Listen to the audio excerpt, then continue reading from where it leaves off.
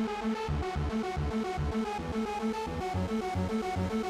remember they would say it's all okay, you'll be alright.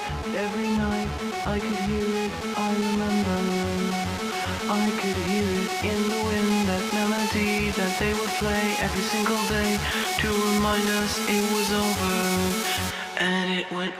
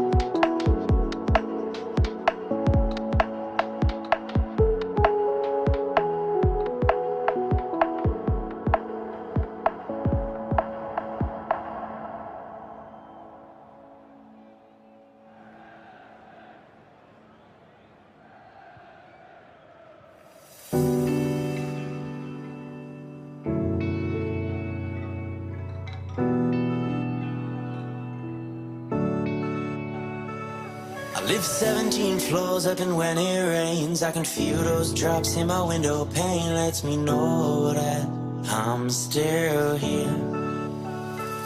But when the sun comes out I will go outside. When it breaks through clouds I will give a smile. Lets me know that I'm still here. Sometimes I want to run away,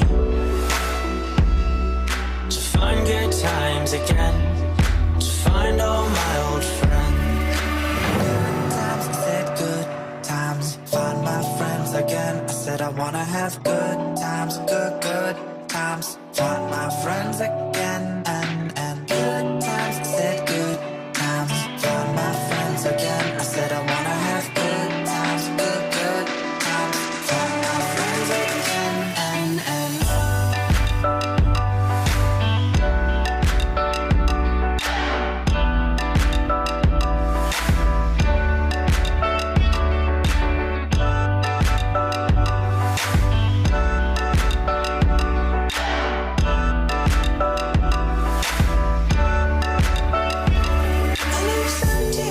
up, and when I cry, I can see this city through my watered eyes. Lets me know that I'm still here. When my eyes clear up, I will go outside. I'll imagine you're still by my side. Lets me know that I'm still here.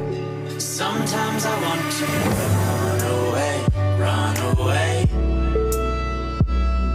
to find good times again, to find all my old friends. Run away,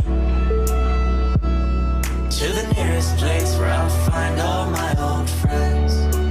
good times, I said good times, find my friends again. I said I wanna have good times, good times, find my friends again, and good times, I said good times, find my friends again. I said I wanna have good times, good times, find my friends again, and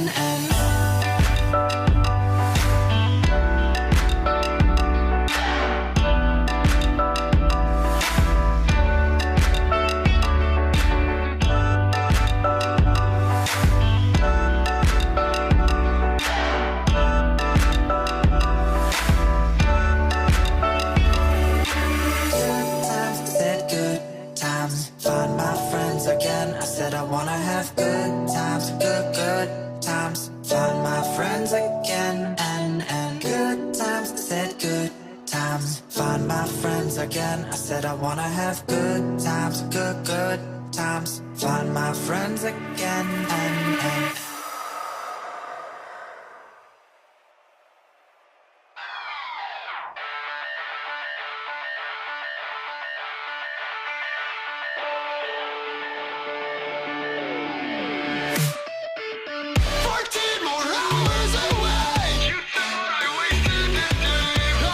to just get by, but I can't hide what's running from me. I told you nothing to say. My job, I'll show my baby.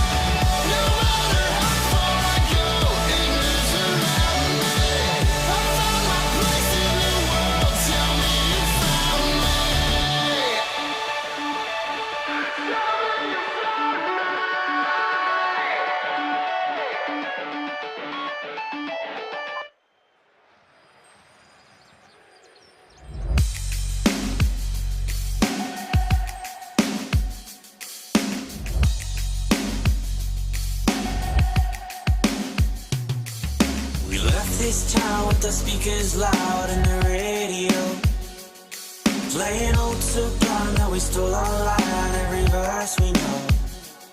And we hadn't had a clue if we'd make it by noon or even where we'd go.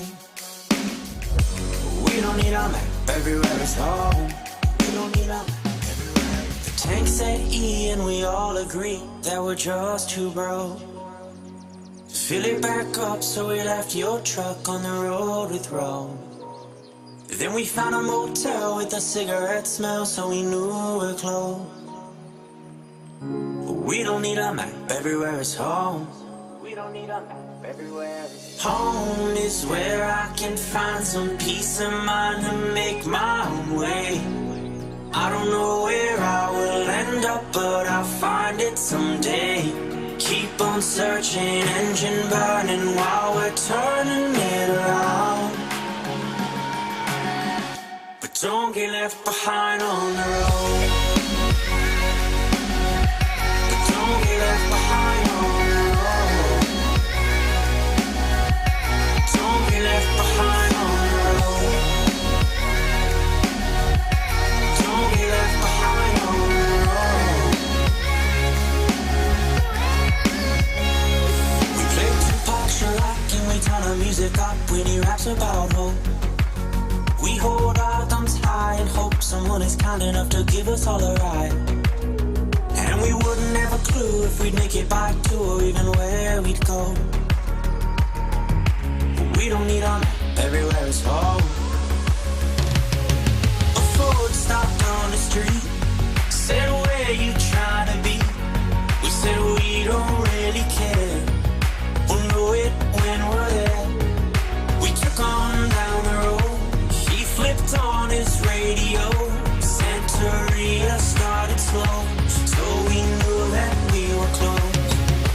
Home is where I can find some peace of mind to make my own way. I don't know where I will end up, but I'll find it someday. Keep on searching, engine burning while we're turning it around. Don't get left behind on the road. Don't get left behind on the road. Don't get left behind on the road. Don't get left behind on the road. Don't get left behind on the road. Home is where I can find some peace of mind to make my own way. I don't know where I will end up, but I'll find it someday. Keep on searching, engine burning while we're turning it around. But don't get left behind on the road.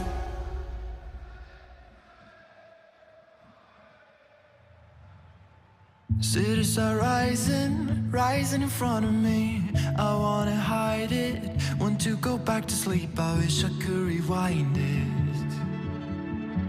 Can I rewind it? We woke up naked, like we're more than friends. We can go through it, can do it all again, like we rewind it. Like we rewind it. And I don't wanna know, I just wanna feel. We let it go, nothing is too wrong, we make it real. Don't wanna care, just live and die. I see you there, nothing is too wrong for you and I. Oh, we're somewhere else, oh, somewhere else in mind. Oh, we're somewhere else, but still we can't rewind.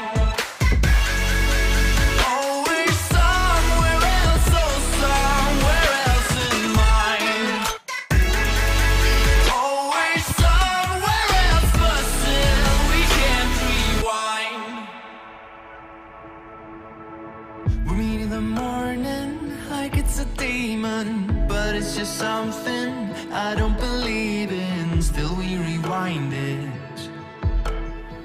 Keep on rewind it. Across the borders, beyond the city lights, a new horizon with with unforgiving lies, but I don't mind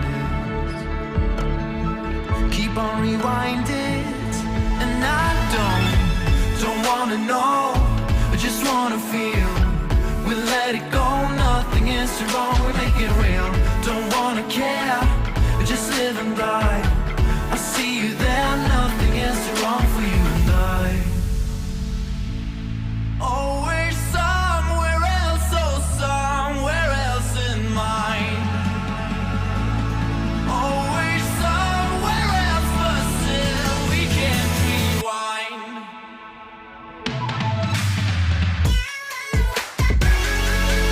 Always somewhere else, oh somewhere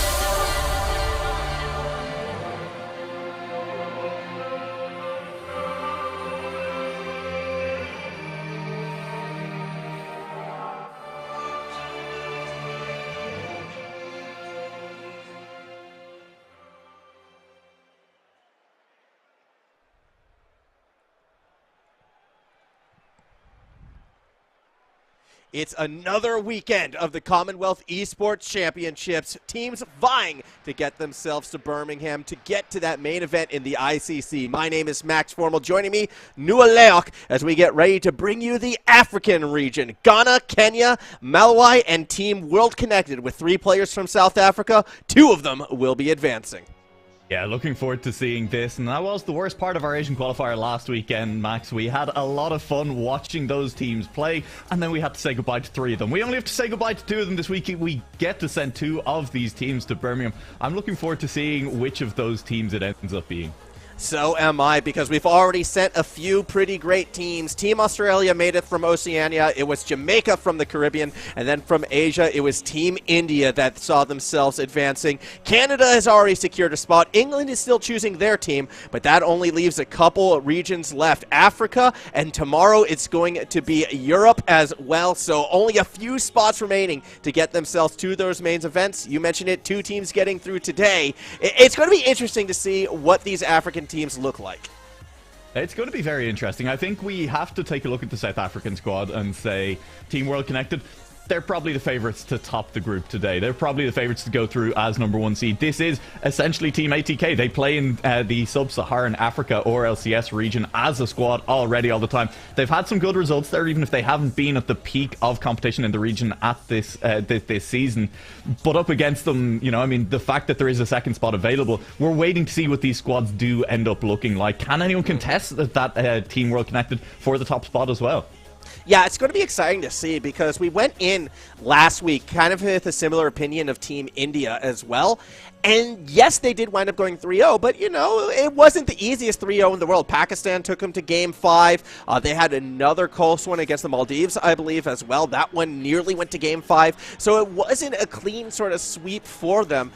I'm curious to see which teams are going to be coming out to challenge. Personally, I've kind of got my eyes set on Ghana coming into this. I mean, not too much is really known about their esports program on an international level. I did see they have a website. I checked out the events, and, well, the events just took us straight here. So it's a pretty big deal for this squad, and that's why in our first match, Ghana versus Kenya, I think there's going to be a fair bit of pressure on the Ghana team. There absolutely will, and just like last week, there's going to be a fair bit of pressure on both of the teams in this first match. You're on stream. For some of these players, that may be a relatively novel experience. You know, there's a huge amount on the line. There is that qualification, that chance to be flown out to Birmingham to play in the first ever Commonwealth Esports Championships. And really, we said it last week as well, you need to win every single series that is in front of you. I mean, it was a 3-0 team, India, that went through last week. We maybe expect a 3-0 team in South Africa to go through again this week. This first match, Ghana, Kenya, could end up being a decider. We don't really know yet, but, you know, this match could be one that actually just decides who goes to Birmingham. You cannot afford a slow start today. Absolutely not, because Malawi is sort of that other country that we kind of expect to be fighting for that second place, so whether or not they'll sort of make it into that position, we will see. Kenya as a team coming into this one, I'm a little worried about this side, only because, again, trying to do what research I could. Kenya, not really the biggest esports country within the continent of Africa, currently sitting around like the 8th most engaged. Ghana, I believe, is a little bit higher than they are, so based on that, maybe we lean more towards Ghana. As it stands, though, we won't really know till we get on the pitch, and if there's one thing Kenya is leading on, it has to be the best player names. Yeah, I mean, the player names for the Kenyan squad are pretty excellent. Let's run through a couple of them here. I believe on Kenya, yeah, it's Ryan Senpai, it's 2Volt, and then the only man playing with PhD, it's Dr. Nasri Pereira. Yeah, I mean, Dr. Nasri Pereira, I saw that, I was immediately like, oh boy, Ghana could be in trouble. They also have a substitute that's taken it personally. That's their name, taken personally. We'll be curious to see how they come out. Against them, Rennie K, I believe, Asian is the username one of them is going with, as well as Counted Dust will be on the Ghana side. Again, sometimes, though, the names will change, so when we get on the pitch, we'll see what they are appropriately running with. Not to mention, they have their substitute Wiscom 4 on the Ghana side. And this Ghana versus Kenya matchup, I think for a lot of people who are going to be tuning in to watch this, they could be watching as curious as we are to see how well these two teams are going to stack up. Absolutely. I think You know, given that the other squads aren't actually playing in this first round as well, given that we are kind of, you know, having this one on-stream match between Ghana and Kenya, you know, Team World Connected, Team Malawi will be sitting on the sidelines. If they want, they can, I mean, hopefully they'll be warming up a bit, but they could be watching the stream as well. You know, you get a sense of how your opponents are playing. Maybe you start to figure out how that second match goes, because that second round, Team World Connected do take on Ghana on stream, and Kenya will be facing Malawi off stream as soon as we're done here with this first match. Yes, we will see it again as soon as that lobby is up and ready to go. As per usual with international competition, getting that correct lobby is super, super important just to make sure all the players are on equal a playing field as possible. Now, it should be worth reminding, Rocket League, not the only game that's going to be happening at the Commonwealth Esports Championship in Birmingham. There will also be Dota 2 as well as a football title that's going to be played out there. Just kind of slipped my mind a little bit because, look, it's not FIFA. It's the Konami it's eFootball. It's eFootball. Yeah, it is eFootball. I had it right. The football game previously known as Pro Evolution Soccer. That's it. Yeah. Yeah. eFootball, that's going to be the one, as well as Dota 2. So even if the country doesn't make it through in Rocket League, they will have other titles that they have a chance to sort of break through for. So do keep your eyes on this channel if you're interested in seeing some of the qualifiers for those other events. As for this one, I do believe we are a few moments away from getting ready to get on to that pitch and get going. Again, it's the top two teams that make it through. Birmingham, that's a huge opportunity for realistically all of these teams and players who might not normally be able to get through in the RLCS. Absolutely. Only 4 teams, literally 50% of the teams playing today are going to be flying internationally to play Rocket League. And that's incredibly exciting. That's a super, super fun thing to be a part of here. The Commonwealth Esports Championships and the hashtag World Connected initiative, providing opportunities for people around the world to get to Birmingham, getting a chance to play on the big stage. And like you say, that is a lot of fun. Seeing national squads, really not a thing that we see an awful lot in esports. And seeing some of these come together, some of them, yeah, they are just good domestic teams already. We're seeing that with Kaka's Minions coming from us. We're seeing ATK step up as Team World Connected, 3 South African players. But we are also seeing, you know, the England squad, they are going to be choosing a squad. They're looking to maybe put together some of the English All-Stars for that one. And getting C players play together that we don't see normally as well, that's the joy of national squads in most sports. And I'm looking forward to seeing it in esports in general. Yeah, I'm super excited to see what the English team is definitely going to be bringing out as well. I mean, that whole selection process still kind of up in the air, but such a large talent pool. Like, the England team probably is going to be the favorite going into the games itself. But you never know. I think some of these other squads that maybe aren't super teams, again, you talked about Team Australia. They could be a big one. ATK, I don't think it's one to overlook. And that Indian squad, I mean, they're a lot of fun. Normally under the name Pineapple Cake, again, you know, it's a fun one. We're going to see what they're going to be able to bring when they get to that international experience, if they're still going to be singing some One Direction once they get into that LAN environment itself. No matter what's going to happen, I think the experience that these players are shooting for is sort of that once-in-a-lifetime opportunity, and that is so much on the line. No doubt in my mind, Alex, nerves are going to be playing effect today.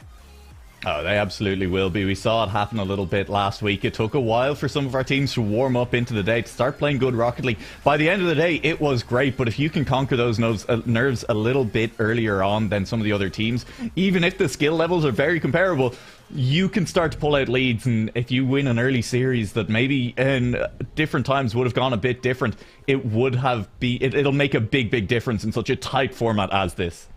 As it does look like we're getting ever closer to kicking this one off. I think before we do go in, though, it also should be worth noting, you know, one of the big sponsors for this event as well is the Business and Tourism Program, BATP, which is, you know, they're aiming to maximize the economic legacy of Birmingham to the 22 Commonwealth Games, as well as the Regional Economic Development Agency, the West Midlands Growth Company, all of these which drive long-term tourism investment and major events into the region. The reason why I bring this up, it's just another sign of the growth and how everything is looking to reach internationally. Everything is looking to go bigger and better as we continue to sort of build the foundation of what is going to become, hopefully, a global Rocket League industry. Yeah, absolutely. I mean, we're kind of hoping for that, right? It's nice to be involved in something that's growing. It's nice to be involved in something that's going places. I think Rocket League absolutely is something that can go places. It's a fun game to watch. Doesn't require all that much to understand if you've never seen it before. Max, the car go fast, the ball go in net, and that's just good gameplay. Yeah, exactly. It's all about speed, sometimes a little bit of physicality, sometimes, you know, a little bit of flair and sort of that wow factor when, you know, flips and tricks start getting involved, the flip reset. Be curious to see if these players can pull that off. I'm curious if we're going to see the musty. Sometimes when you kind of get into these lesser-known regions, it's all mechanics and less team play, as realistically, some of these teams, they might not have had that incentive to stay as a three-man all the time, so they're going to be possibly really good on their own, whether or not they can gel as a team, especially against Team World Connected, who has been playing as a team for nearly a year right now. That's going to be the real challenge. True. I'm definitely kind of hoping... I'm hoping England do put together that super team. And I know, look, I mean, England are playing in this qualifier. We're spending a bit of time talking about them. They're hosting the games, and hey, they tend to do well in the regular Commonwealth games, so I think it's fair to bring them up in this context. If they put together just the full-on super team, we don't really get a chance to see very often in esports what happens when you do just throw three mechanically gifted players together at the very top level and go. I mean, there have been attempts in most esports to form super teams, but even then they get a few weeks of practice in, you know. They are in theory looking to stay together for the long haul. Just seeing a team like that play at the top level against some of the teams like Kaka's Minions that have been around together for a while, that have practiced together, seeing the disparity in how those two teams clash, I think that'll be super exciting. Yeah, I think that's going to be a lot of fun. I think this entire event, as soon as we get to Birmingham and the stakes get raised even higher, playing, you know, in the CEC 22 main event live in that arena where it's going to be taking place. It's going to be an absolute blast by the time we get to that level. So hopefully we do get to see the styles clash. Hopefully we do get to see sort of where we go from there. At the moment, I believe we're still waiting for one more to get themselves in that lobby. And I'm not going to say who it is. You know who you are if you are listening along right now. As soon as you get in and on that pitch, we're going to be kicking off our first game. I really hope they're not just sitting there watching the stream going like, oh wait, that's me. I'm that guy. I'm the person who's meant to be playing right now. That'd be a little bit worrying at this point, especially when there's so much on the line as well, and these players have, you know, hopefully put a bit of time and effort into making sure they are prepped, ready to go for today. And I'm hoping to see the fruits of those prep. As I say, I'm expecting Team World Connected to come out of the gate swinging. I'm expecting them to perform a little bit better under the pressure. But this first series, the fact that Ghana and Kenya get a chance to warm up, maybe before playing against that full South African squad, could give them a chance to really test them. We did see it with Pakistan versus India, as you mentioned, during last week's Asian qualifier, versus, you know, what we saw from them later on in the tournament. Look, it looks like we are getting some players onto the pitch. It looks here like we go. We may be underway. Oh, that's good to see. I'm excited to see this one out. Just real quick through the schedule, this is going to be Ghana versus Kenya, our first match. Following this will be Team World Connected taking on Ghana as well. Then we get to see Malawi take on Team World Connected, and then we'll be finishing off the afternoon, evening, morning, wherever you happen to be in the world, with Malawi taking on Ghana in what could be a fight for that second qualification position. That's all, you know, sort of projection. That's all guessing at the moment. Well, looks like we're just kind of testing out that lobby. I don't think that was... It was meant to be the go signal, but unfortunately we are still missing one player on the Ghana side. Not exactly sure where he is, and the go signal then a little bit premature, so we may be resetting this game very quickly. Hopefully we get this underway sooner rather than later, trying to figure this one out behind the scenes as admins race to figure out where our missing player is. And I'll be honest, I didn't really expect Mystery to play a big part in Rocket League.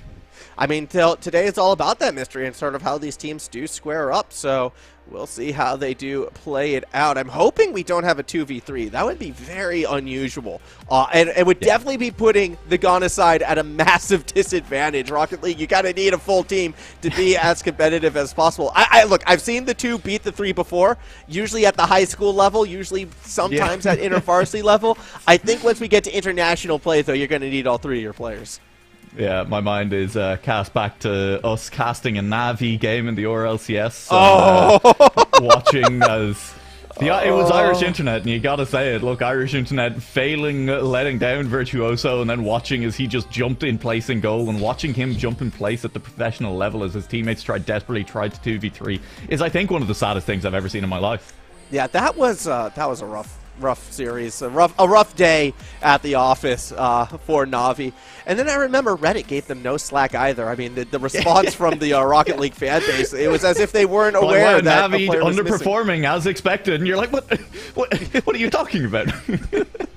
Yeah, so obviously we are going to make sure that we get all 3 of our players in before we go through. I believe we're going to be going into a little break before we get into the matchup, so do stay with us. Game number 1, it's right around that corner.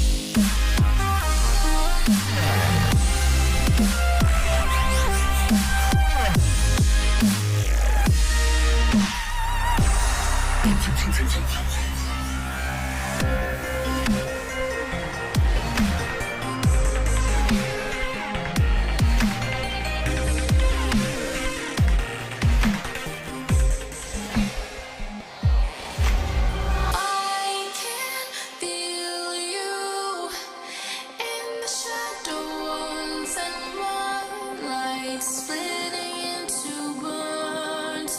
Oh, why can't we just dance the pain away as all the elements arise?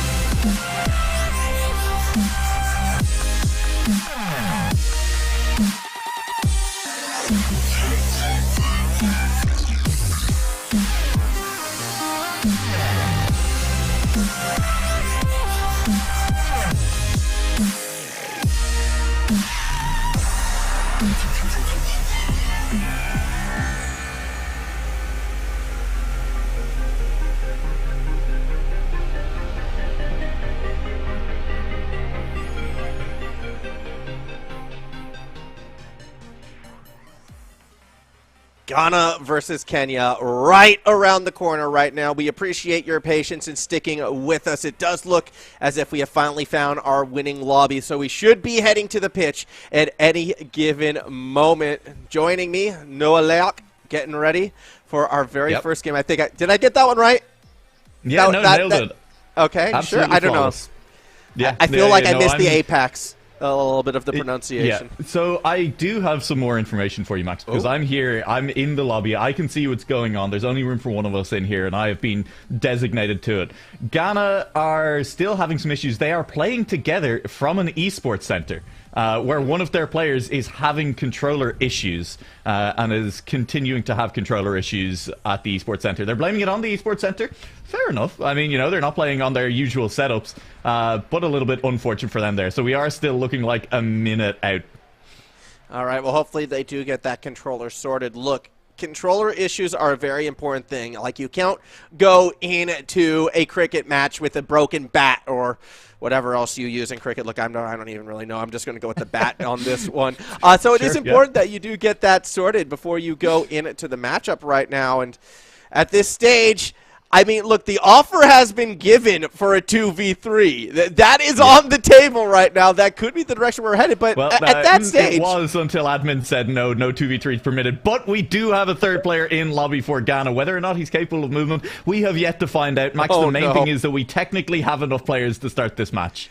Well, you know what? Worst case scenario, learn how to play KBM. Learn how to play on the keyboard. Some of the best mechanical players swear by the keyboard. The keyboard is the go-to for people who want to max out their mech, and I feel like that's the direction this series is most likely going to go. So, you know what? It's time to learn, I should say. Not time to lose. It's time to learn a new way to play.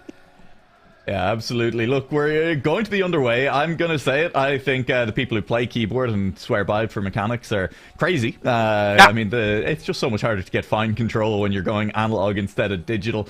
But if it works for them, it works for them. Or digital instead of analog. I nearly got that right. If it works for them, it works for them. I still don't think you're going to learn it entirely within a single series. So we're hoping for Liu's sake that they manage to get it working. It's working!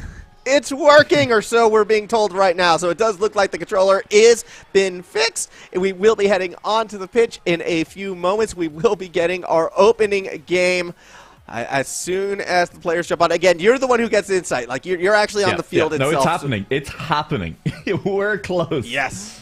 All right. Can we get an ETA then? Can we get a start time? Now. It's now. It is happening right now. We're going live to Game 1 between Ghana and Kenya. It's the African qualifier for the Commonwealth Esports Championship. I'm excited to see it.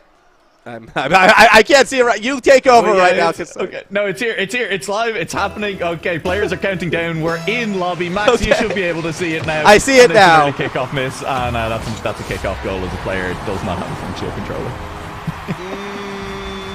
All right, we'll see if this one stands or not because, yep, you can see right there, a member on the Ghana side did not move, and by the time Count Dust was recognizing the situation, the damage had already been done. It does look like we're playing through this, though, so I guess that goal will stand, and at the moment, it is kind of looking like a 2v3.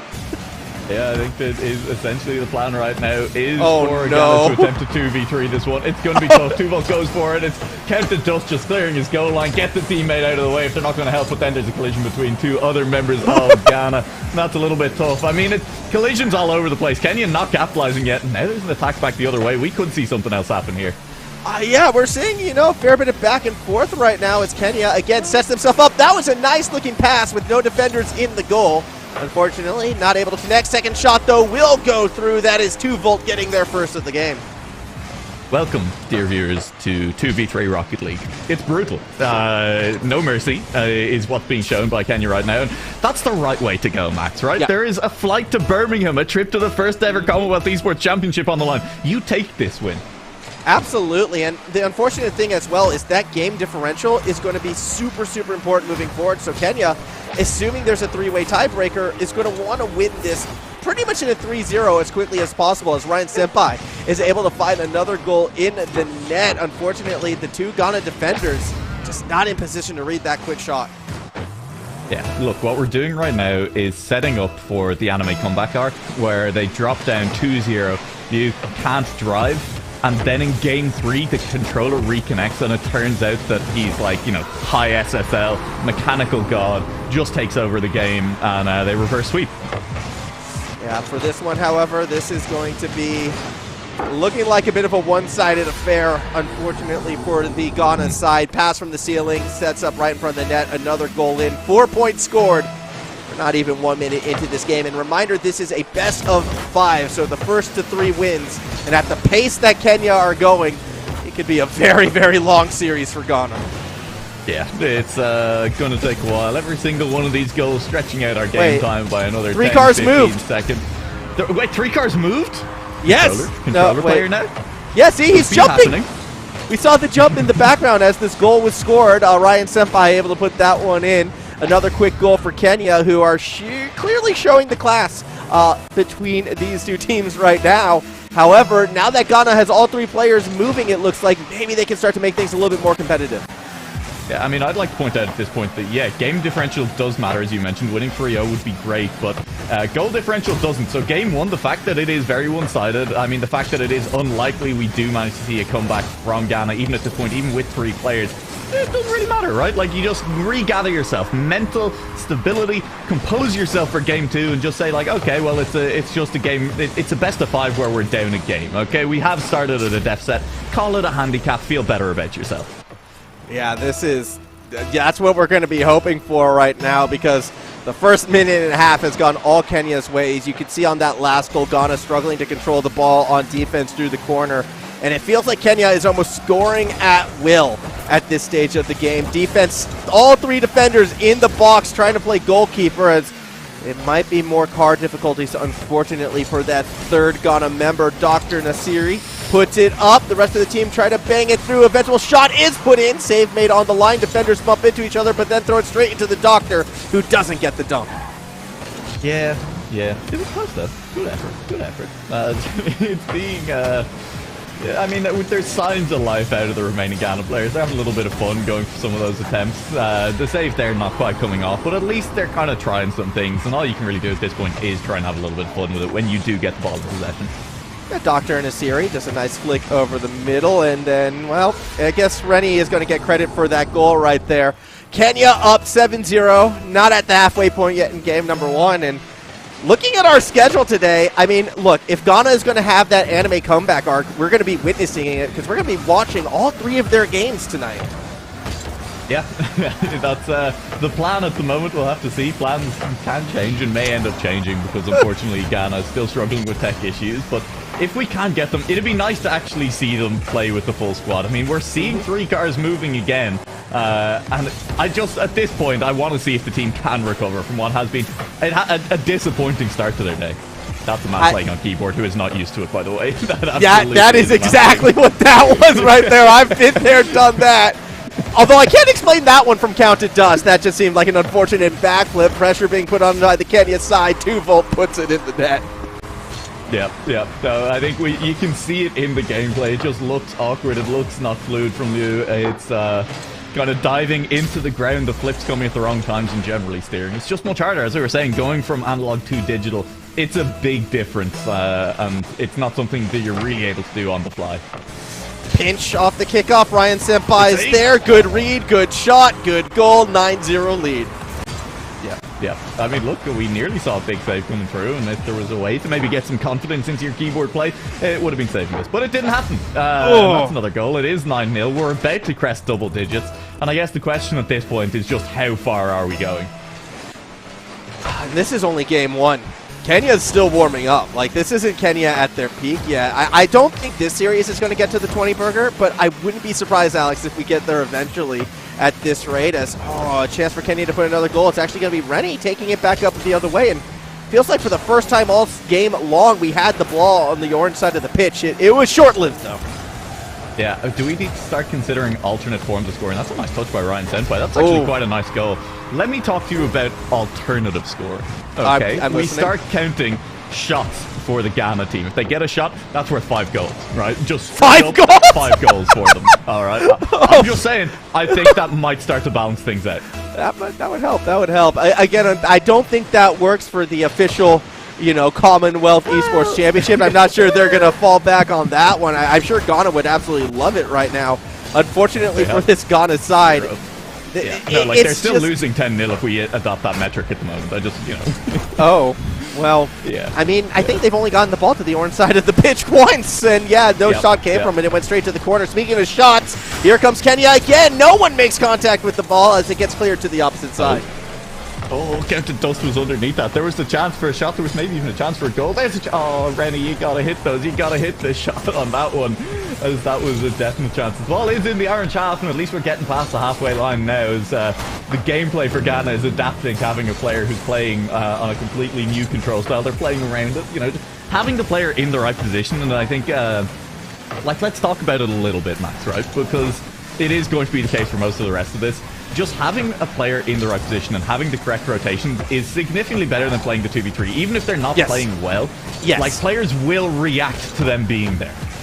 Yeah, absolutely, and that's a nice setup through the corner. Set up 2-Volt, 2 defenders in the box going to make the save. However, I agree. I mean, it's an extra piece on the playing field. It's an extra sort of element that the opposing side is going to be able and have to deal with, and you never know. Even sometimes being out of position, you can kind of add that element of chaos. Unfortunately for this game so far, even with the third member, I can just say with the eyeball test right now, Kenya as a team, they're more experienced, they're more coordinated, they have a higher mechanical ceiling than the Ghana side realistically has right now. And the effect is every time Kenya goes to the skies and sets up an aerial play, they're banging those shots in. And unless Ghana is willing to push themselves and really challenge some of those aerial setups and aerial shots, they're not going to win this series by a ground game alone.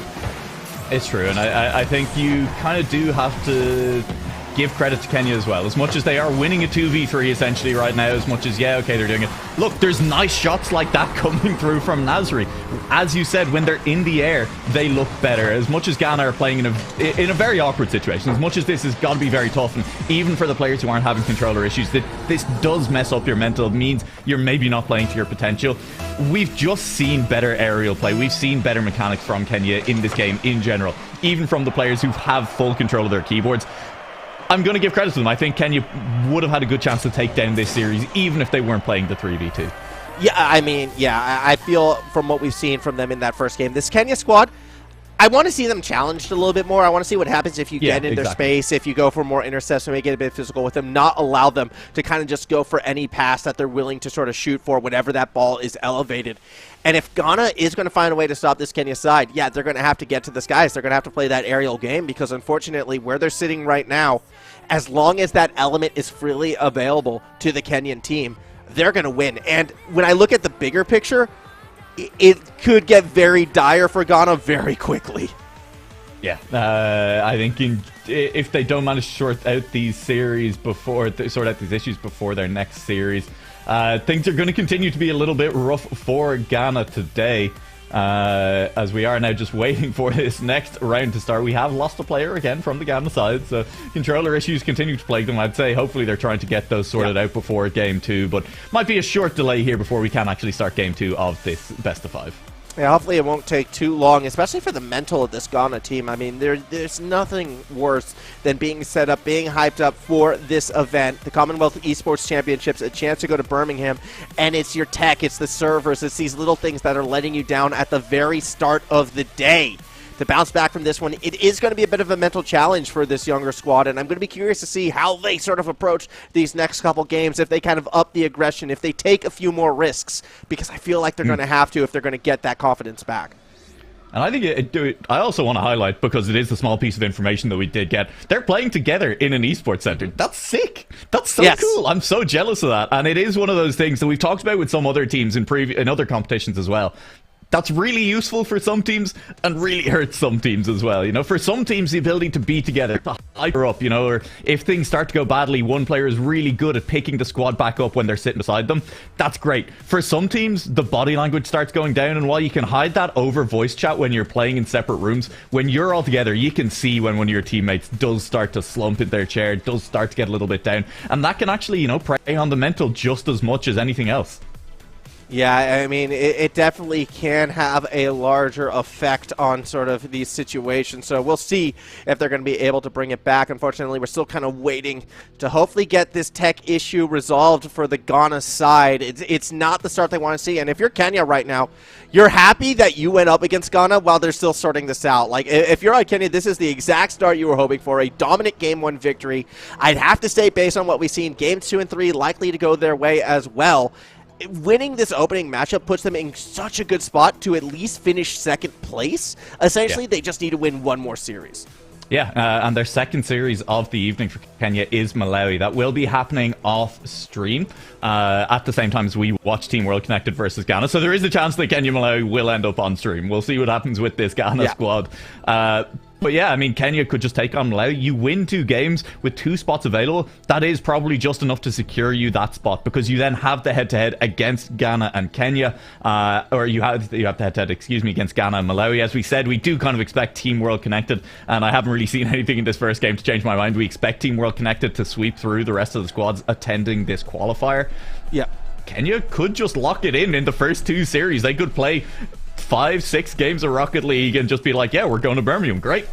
And what an amazing moment that would be for this team, for that opportunity, as we are hopefully going to be getting back into this game shortly. Again, still just sort of waiting on this technical difficulties. We're hoping that we do get to go back into this game. We would hate to see a forfeit in this situation. That's not the way that we'd like to see it, but sometimes, you know, things might happen. So fingers crossed, you know, everything gets back together for the Ghana side. They can get themselves back on the pitch, get themselves back out and competing.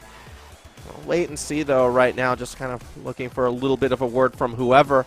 At this stage, I don't know. Let's talk about this Kenya team a little bit more. Like, let's talk about what we really liked for them, because, again, for me, it was the fact that they were going for pass plays. It was the fact that they were actually looking to connect with each other. We saw some actual team unity there. Yeah, I like when the car goes burr. True. That's my favorite bit for them. I agree. There was some unity. They were finding passing plays in front of net. They were quick up to those aerial balls as well. We didn't get to see any of them really having to defend. So that is maybe one thing that we'll keep an eye out for in their series against Malawi, or when we see them again today, is how good are they at actually rotating. Because when you're all up, you're spending all your time in the opposition half. It's relatively easy to keep that pressure on when you're getting all of the touches. When you actually have to, you know, get backwards and forwards, length of the pitch, key players in defensive and offensive rotation, that can be where the team play starts to break down. And I'm hoping to see that, yeah, can you have that on lock as well? Yeah, we will see what happens. It does look as if the DQ, or I should say the FF timer, the point is there's a little bit of a time limit because the schedule has to be made, so we're on a bit of a clock right now, 5 minutes for Ghana to get everything fixed out. It's like, look, to make the comparison that I always like to do, Formula 1 racing, you know, the race is going to start if your car is put together or not. Unlike in F1, you can't start from the pits here, so we'll see what happens. Hopefully the mechanics are on it and they're not from Team Ferrari. I was fully going to make a Formula 1 reference as well. I was just trying to figure it out, and it was also going to be about Ferrari losing an engine and the car not working. And so, I mean, look, I'm glad to hear that we're fully on the same page here, Max.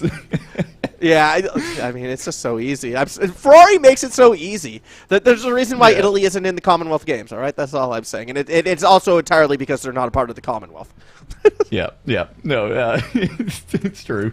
Hopefully we are getting some players back in. I do believe admins are starting a DQ timer here as well, unfortunately for Ghana, which, fair enough, we are approaching essentially the full scheduled time for this match already, and we do, as you say, need to keep the show on the road. There are 3 teams here that are playing and are capable of playing, and unfortunately for Ghana, these are the situations that just happen in esports sometimes, right? The same way, as you say, in the F1, other things happen in any other sport. You can get rained off. It just happens. It just happens. That's unfortunate. So I do believe we're going to be throwing it to a break as we kind of wait to see whether or not they come together. Oh, hello, Moth Friend.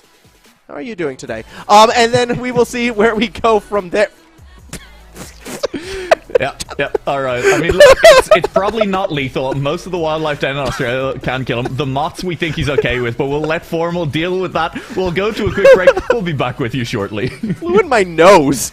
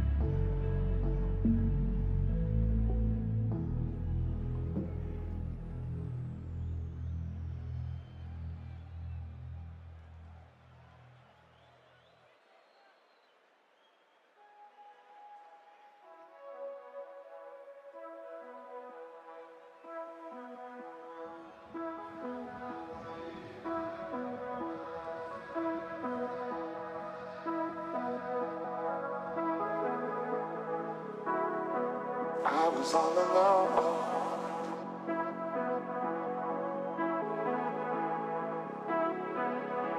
Then you showed up under my umbrella. Oh, shelter from the cold.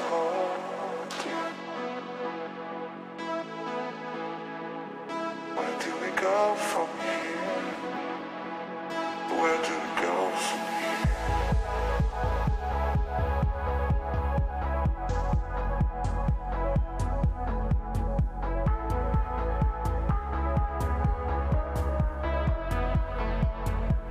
Where do we go from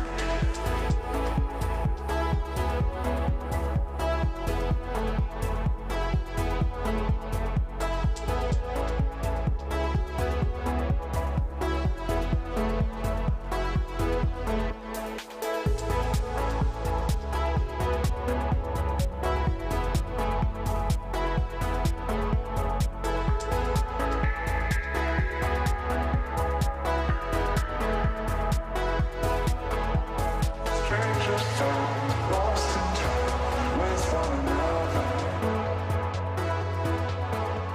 The hourglass takes us further from here. Strangers found, lost in time with one another. The hourglass takes us further from here.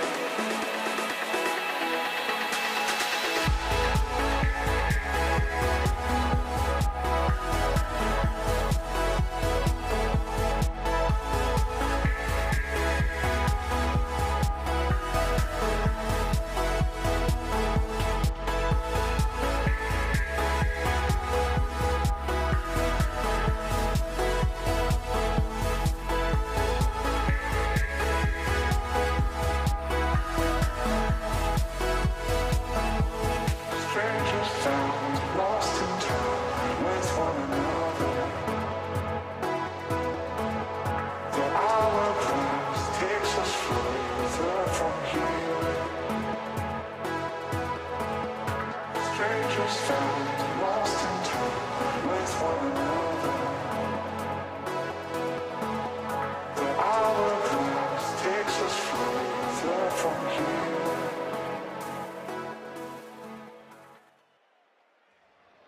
Baby, I just wanna be alone. I don't need your company, stop blowing up my phone. You don't get the things that I've been through, and I don't have the time to lay it all in front of you. And you think that you wanna save me. You don't know it, baby, why you do this? I got this under control. You think you do, but you really don't know that I don't need a savior. You can't be my savior. I'll save myself. I'll save myself. No, I don't need a savior. You can't be my savior. I'll save myself. I'll save myself.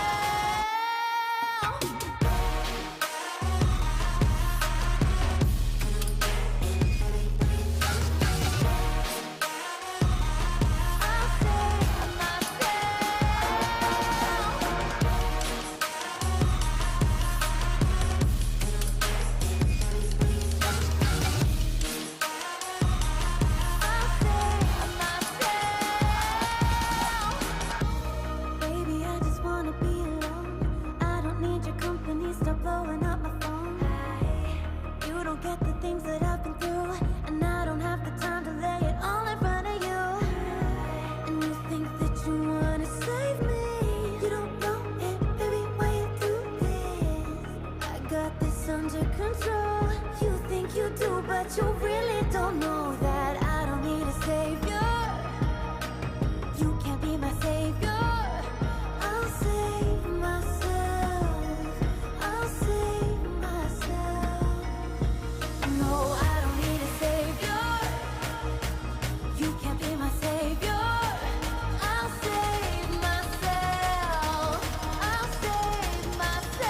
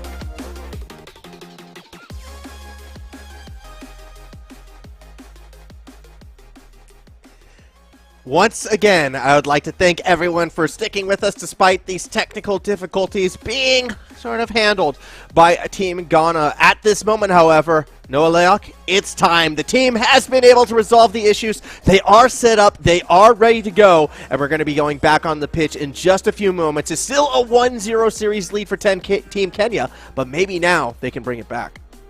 They're going to have to try, and I think what's going to need to happen is it's going to need to turn out that Liu with a controller is the best player on the field by a little bit. Because even in that first game, I think we saw more out of the Kenyan squad. We saw some better aerial play, we saw some passing plays coming from them, and we saw the Ghana players struggle to get involved. And fair enough, they were having external issues. We're going to have to see a lot more out of them if they want to contest this. It is 1-0 to Kenya. Ghana with a full squad trying to contest this. Let's see where the series takes us from here. Yeah, let's see if they're going to be able to bring one back. I do believe we will be kicking off in a few moments' time. In fact, we're already onto the pitch. There we go. A look at Rennie. A look at this Ghana team actually challenging kickoffs, actually pushing it to the Kenya side of the field. This is what we were hoping to see. This is exactly what we were hoping to see. Some actual back and forth Rocket League. Let's see who strikes first here. I'm still, as I say, I think I can't expect to be Kenya. It could be right off this play here too. Volt will be denied on the line by Counts and Dust. And it's a good contest from Liu in the middle of the pitch as well. That aerial play is clean from Kenya though. And this is going to be a great 52. Volt strikes first. And Kenya still seems to have a little bit more of that killer instinct in front of net. They do, but the Ghana team seems faster overall. They're taking the risks. They're going for more challenges. I think a little bit of that confidence is back. However, Kenya, I mean, they may have cooled off a little bit. I don't think it's going to be enough, though, to really slow the momentum that they had after game number 1. And you can see they're going straight back to that aerial game. The rotation's that little bit cleaner. Kenya's still going to be favored in this series. Yeah, especially with a goal like that sliding its way in on the near post. It is kind of a kickoff goal. Sure, the defense isn't really set, but the defense should be set enough to deal with that. 2 players in the way, neither of them able to get a nose to that ball. That's a little bit worrying for the Ghana defense. I think maybe they're a little bit too eager now that everything is working out for them because both those players a bit too far forward up the field. Now a double commit off the kickoff should open the door for the doctor as Nasiri puts it in. As we're getting a third goal. It's not quite the hat-trick for anyone. In fact, it's one for every single member of the Kenyan squad right now as they all get involved with making sure that Ghana, don't forget, this is still going to be an uphill climb even with 3 working controllers. Yeah, 3 goals in just over 30 seconds is never a good sign, unfortunately, for the Ghana team as Kenya plays their way through the corner. A delicate touch from Ryan Senpai puts the 4th goal in. I think part of the issue comes down to Kenya probably being slightly more warmed up, right? They've actually been playing Rocket League. Ghana have been trying to deal with technical issues and I'm sure not focused on the last game. They're coming in cold. And on top of that, Kenya just look to be mechanically slightly better than this Ghana squad right now. They're coming out swinging. They're getting to these aerial balls. Here's a double touch for Ryan to put in a 5th. And Kenya are just flexing on that pitch right now. Yeah, as we get to watch this double one more time. Nicely set up by Ryan Senpai. Puts it through despite one defender going for the challenge. The other 2 didn't really feel comfortable playing behind the goal line. Forced to kind of watch that one sail in. Kenya with the 5-0 lead. It's going to probably get worse before it gets better.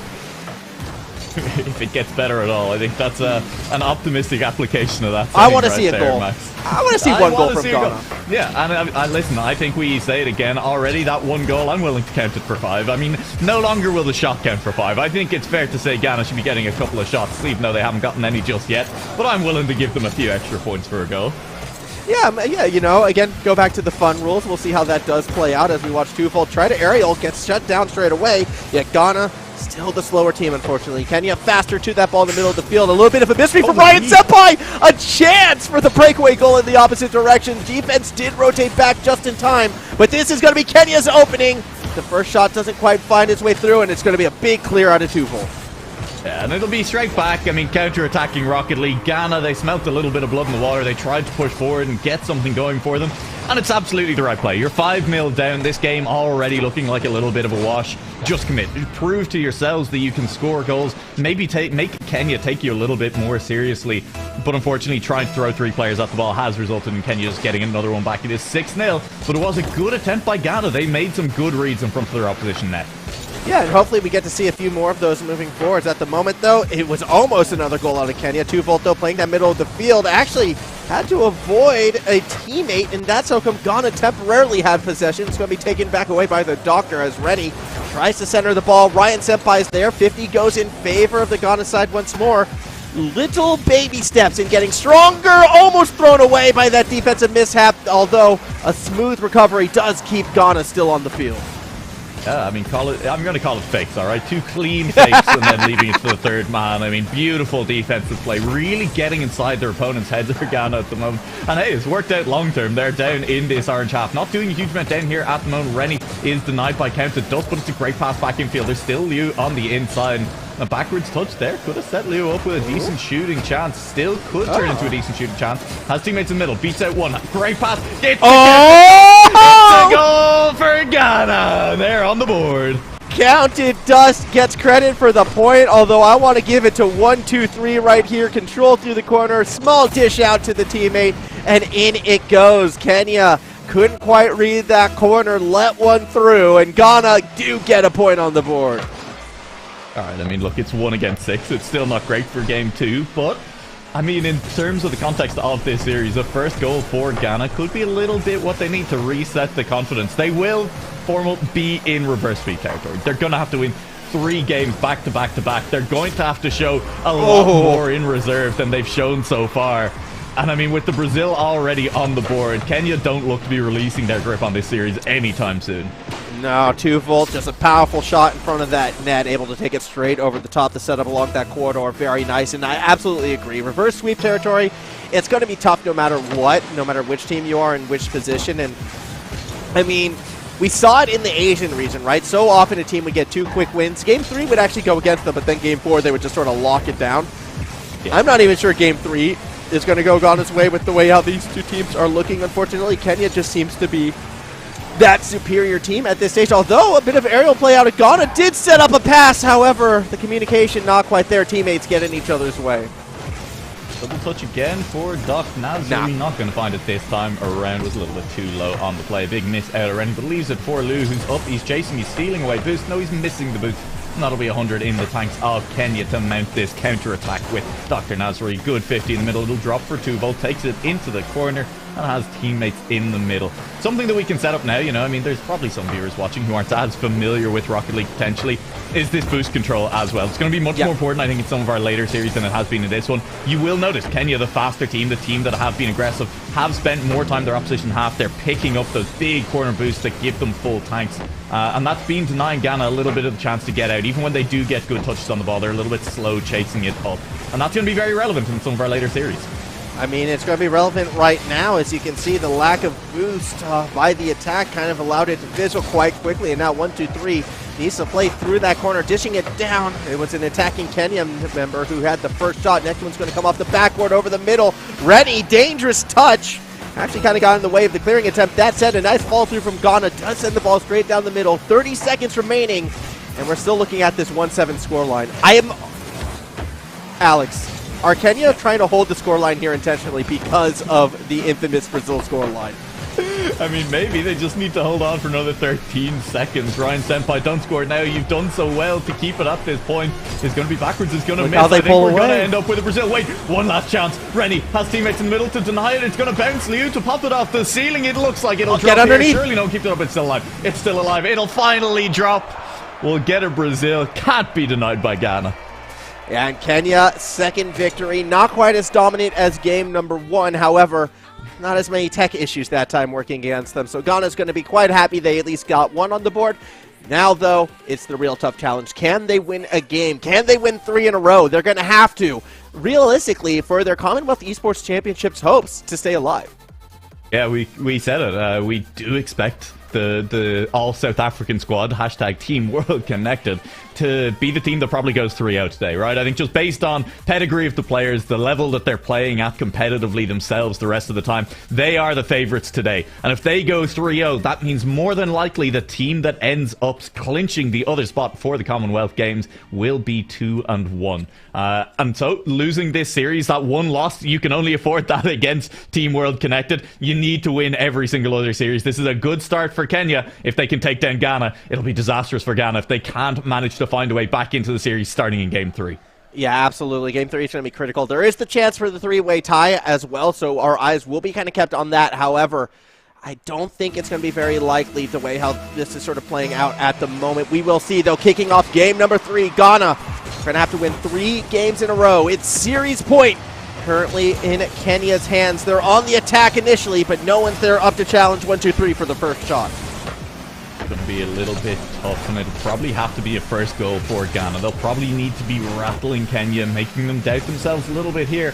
Or, I don't know, maybe let them in, score a goal, let them get overconfident. That's such a clean touch. The doctor is in. Woo, Doctor checking in goal number 1 right here. A nice read underneath, got the angle, only just has to use the post for that little bit of help, and no one's going to take away that goal. 1-0 lead for Kenya. Fantastic start for the team, looking for the sweep. Yeah. I don't know. I sometimes feel when a shot touches the post on the way in, it makes it look better, right? Because it means they've calculated it that much more perfectly. Yeah, it was really, really well done, as now we watch Counted Dust. Try to set up off that sidewall, trying to find someone underneath. Actually connects with 1, 2, 3. The defense will fall back this time. Ryan Senpai through the corner, trying to connect with someone down below. It's a triple commit! Well, if you include players from both teams at least. A double commit, a bit more accurate. Either way, it might set up Kenya here. Count! Couldn't quite get that goal. It was a good effort. It is signs of life from Ghana as they pressure this Kenya defense, as they put them on the back foot, but it is a mounted counter-attack from Kenya. And 2 players, it was such an early pre-jump to try and reach that ball.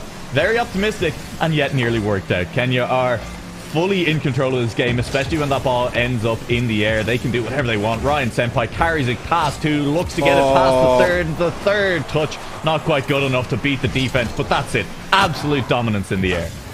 As we do see another challenge back, Doctor going to try and set up another goal. This time the ball might fall right in front of that net. Ryan Senpai not quite there. Second touch as well. Not quite going to hit its mark. Also, correct me if I'm wrong right here, Alex, but Kenya rolling with 2 titanium white octanes as they put in another goal. I mean, it's a clean goal, and yeah, let's count the titanium white octanes. Ryan Senpai in 1, and I believe you are correct, Dr. Nasri is in another, and that's pretty tasty. That is 2 titanium white octanes. They are flexing the style up against the stocktanes on the other side. Yeah, that is, for those who are not in the know, Rocket League does have cosmetic items you can purchase, and these are probably 2 of the highest valued items that you will see in the game. Kenya, they want to go to Birmingham in style. They want to rock up in that luxury limo, both on the pitch, and I think when they get there as well, that's what that 2-0 lead so important for them, as Tuvolt going to try to send her this one out right now. Look, I can't even afford the titanium white octane, man. Yeah, they're both in titanium white Zombas as well. Those are expensive wheels. They are absolutely flexing right now. Yeah, in a lot of... If they've got it, you might as well flaunt it. Ball could go in, saved by 1, 2, 3 falling back. And credit to Ghana right now. This defense is playing so much stronger than it had ever since about that midway point of game number 2. We're now starting to see what Ghana actually is capable of. Yeah, I mean, it's, again, the shame of tech issues is they do ruin the flow for a team. It means that they're just that much slower waking up a lot of the time as well. Yeah, touches like that from Rennie, that's a great touch to try and make the defense sweat a little bit. It's a great bump onto Tuvold, open space in front of net. Rennie just needs to turn in, goes for another bump instead. It's a big miss, it's off the post. The follow-up is there. Great save by Tuvold, scrambling back to stay on the line and just about keeping that goal out. And Ghana, that was good team play from them. That's something that's been lacking in the series, and I think because they've been so rattled and go at the other end, it'll be a great follow-up. 3-0 is the score for Kenya. Yeah, Dr. Nasri able to find this one right here, set up off that backboard, something that Ghana just has not been able to defend realistically. Will be able to put that goal through, and now Kenya with a 3-0 lead, just under 2 minutes remaining. All they need to do is park that metaphorical bus, and they will have an opening series victory.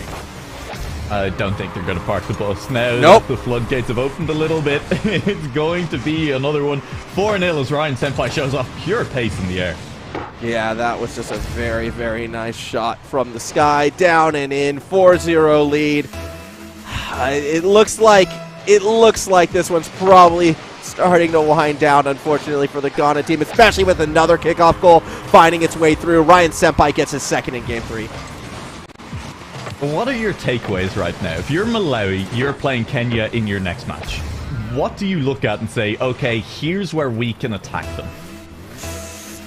I mean, again, we haven't really seen this team challenge too much. I guess sometimes they might hesitate a little bit on the attack, and they could be playing a little bit deeper, so you can maybe try to slow the pace down and bait them forward and hope you can win sort of that 1v1. But a lot of the 50s have been going Kenya's way as well, so it is going to be a challenge. But then again, I want to see what happens when they play up against a team that is of a similar perceived skill level as them. I think that's going to be the real test, and unfortunately in this matchup, as the scoreline continues to sort of snowball away from Ghana, we're not going to learn too much about what happens when this team is challenged that little bit more. Not for the time being anyway. Dr. Nasri in front of net. Not going to put that one in, but 2Volt is over the top. Dr. Nasri tries to find the angle that will steal that goal without saving it. Couldn't find it, and the credit will go to 2Volt, who kindly gives Dr. Nasri the great pass in chat so he doesn't feel too bad about it. Yeah, we'll see what happens here then. 7-0. Last time we did see Ghana get one goal in, and we did finish with that infamous scoreline. A chance for it to happen again, unless, of course, this kickoff falls right in Ryan Senpai's half. That's going to be their 4th goal of the game. An 8-0 lead. Kenya get ever closer to double digit. I mean, we could still end up at the Barcelona, right? 8-2. I mean, if Ghana managed to score 2, Kenya just slow down their scoring at this point, but I think Kenya have double digits in their sights. They want to make a full statement before heading to the Malawi match. More countries not in the Commonwealth being referenced here. I mean, that's just the way how football goes sometimes. Either way, a minute 10 remaining right now. Ryan Senpai through the corner. What's the Ireland going to be? I feel like that's just a close match where we all tried our hardest, and there's some lovely pints in the pub afterwards. That sounds nice. I think the Australia is just getting ripped off and complaining about Italy, so, you know, that's all well and good. Let's see where we go from here. Count. Sorry to break it back up the other way. There's been a lot of Italy discussion so far in this series. That's very specific. Look, I call it as I see it, and what I'm seeing right now is Kenya half a minute away from taking this series 3-0. Pass back out across the middle. Should be taken by Ghana. They pop it up, but they don't follow it through. Instead, it's another shot from Team Kenya. This time the defense will be back for the save. Counted dust. We'll push it towards the corner, and as we hit our final 15 seconds, there's one last chance for Ghana to get another goal in. One last chance for Ghana to get a second one on the board in this series. There might be an orange goal on the board instead. 6 seconds on the clock. You'll need to keep this ball alive, and I'm not sure there's enough boost on the Ghana squad to do that. There's counted dust on 0 completely. Rennie will pop it high. It's all up to Lou to try and get this one forward. It is forward. It'll be denied to Counting Dust, who is still on the 0 boost, and that ball will drop to the ground to the final time in this Kenya-Ghana series. Kenya, they take it in 3. Yeah, Kenya is going to be very happy with the start for their afternoon today. They are now in a very strong position to get themselves to Birmingham. Realistically, they just have to win one more series, and I think their eyes are going to be set on that Malawi team. Yeah, I think it has to be. Your eyes are set on the Team World Connected team. You probably need to head to Specsavers because they are looking like a scary, scary opponent at the moment. It's a strong lineup. Look, I don't think that this Kenya squad are unbeatable. If I am Malawi, I'm looking at them, I'm saying, okay, when they get their offensive platform set up, when they get into our half with boost to them in support, their passing plays were good. They found the backboard a lot of the time. But at times in the middle of the pitch, they get scrappy. They over-focus, I felt like, on trying to get the boost and trying to get a clean possession of the ball in front of it to get that done. Whether or not that's just because they were looking for clean goals, because they were against an opponent they perceived as weaker, remains to be seen. But I do think that attacking them in the middle of the pitch for this Malawi squad could lead to some very good chances for Malawi to just keep pressure on them and to force the series into their favour. Yeah, it's going to be the challenge, and we're going to see whether or not they're going to be able to bring that together and put that through. But for us right now, we are going to be throwing it to a break while we get ready for our next matchup. Now, the schedule has been changed around a little bit, so not too sure what we're going to get. We're either going to be getting TW Connected taking on Ghana, or we will be getting Kenya versus Malawi. One of these two matches will be on stream in just a few moments, so do stay with us. More Commonwealth Esports Championships when we return.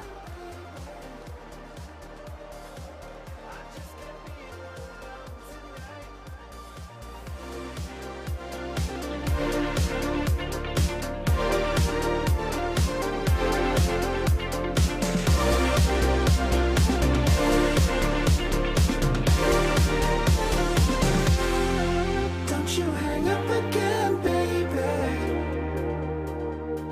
I just can't be alone tonight. Don't you hang up again, baby.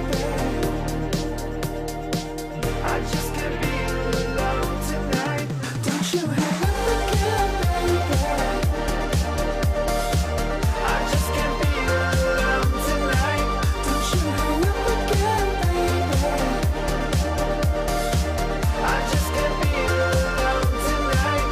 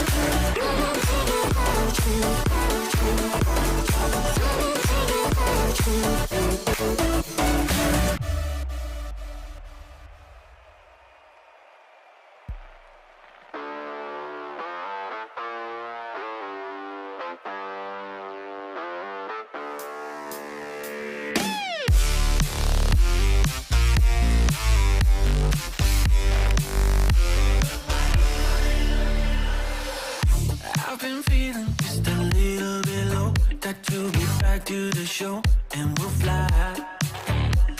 Yeah. You don't have to feel like you're on your own. No one should have to dance alone, not tonight.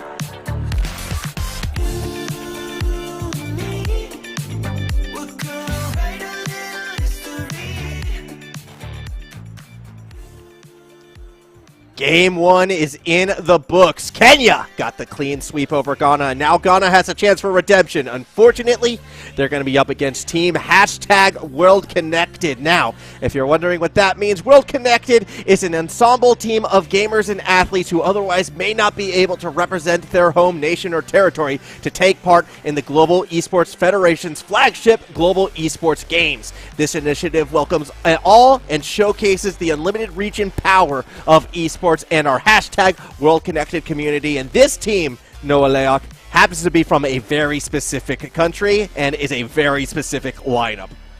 Yeah, this is an ensemble made up exclusively of members of the ATK SSA RLCS squad, and I'm looking forward to seeing them play together. SSA as a region has been absolutely popping off. I mean, Africa as a Rocket League region on the rise for sure. They've been growing rapidly. The support is there. I've genuinely never seen more passionate players and fans, and the entire commentary teams for these things are all wild about the region. And this is one of the top teams from that region. This is the player of Archeon. It is Worthy and it is Schalke. And I mean, look, it's going to be incredibly difficult for Ghana. They're coming off the back of a tough loss against Kenya, and things are literally only getting harder from here. You're loading into a lobby where your 3 opponents all have RLCS 2021 regional finalist titles. Yeah, finalists, but not winners. They never were able to piece one together. They made it to the finals on 3 separate occasions, twice back in fall, once during winter. In fact, the most recent season, the most recent split of spring, actually was their roughest thus far, starting off with a relatively low position, but they had been improving since then. They have a new coach on the lineup. They're on the up and up. And that chance that maybe they thought got denied from them when they weren't really able to have that strong spring split is now available once again. They still have a chance to go to an international LAN. Yeah, they're more than likely going to be going to an international line. I don't think there's any way for us to kind of oversell how strong favorites these guys are, especially coming into this match against Ghana, but against all 3 matches that they're going to be playing today. These guys have to be your overwhelming favorites, and with that in mind, I'm looking forward to seeing what they can deliver on an international stage, you know, getting a little bit of LAN experience. I think that's one of the super exciting things about the Commonwealth Esports Games as well, is that we are getting players more LAN experience. Some of these top players from OS, from Africa, are getting to go to an international LAN, play on stage, and that can only help regions in the long run. Yeah, I think it will be, you know, very strong to see where they all sort of fit out. And this is such a huge opportunity, again, for all the teams within this region. Because, yes, RLCS does exist in South Africa. It doesn't really exist in Ghana. It doesn't really exist in Kenya or Malawi. For these 3 countries, these other teams in particular, this is such a big chance and a big opportunity. That's why that victory from Kenya was super, super strong before. That's why, you know, for Team #WorldConnected, this is going to be a very big matchup for them as well, because it's almost that second chance to get to that LAN. So no room for mistakes, no room for mishaps. I do want to see them at their best and truly see what this team is capable of. Yeah, I think sometimes maybe a bit of an issue with some of these formats is Ghana are not going to be a team that forces the best out of Team World Connect here today, and we need to make sure that they keep their eye on the prize, make sure that they are still warmed up and ready to go for some of those later matches as well, because hey, I mean, it'll be, I think honestly for me, anything less than a perfect day for this team would probably be a little bit of an upset. Yeah, I have to agree as well. In fact, I would go so far as to say if they drop a game today, not just the series. Yeah, no, that's exactly what I'm saying. Like, yeah, I think it'll be an upset if they drop a game today. Yeah, and I have to agree with that one. So hopefully we will be getting on that pitch in just a few moments. Just had to find a lobby that was good for everyone, and then we can kick it off. South Africa a little bit further away from the rest of these countries, so it might take a little bit more time. I mean, they are at the opposite end of the continent after all. Yeah, and it turns out Africa, pretty big continent. I'm sure some of you guys knew it already, but you know, it's the thing is, right, like, we see a lot of Mercator projections. Let's start talking about maps formal, okay? The Mercator projection makes everyone think Africa is like the same size as North America. It's like 4 times the size of North America. It makes everyone think that Australia is really big. Like, Australia is big, but it's nowhere near as big as Africa. Like, you'd lose your island in there. I mean, to be fair, though, I do feel like everything is big compared to Ireland and well, I mean, yeah, like that's, I didn't even enter myself into the conversation. We get lost. We are a speck. I know. I'm actually going to try and figure out if I can like take a look at the sizes between these two, because I'm actually genuinely curious right now. How much does Africa get lost in? And yeah, it's a considerable amount. Nearly 4 times, just over realistically 4 times the size of Australia is that continent of Africa. That is fantastically large.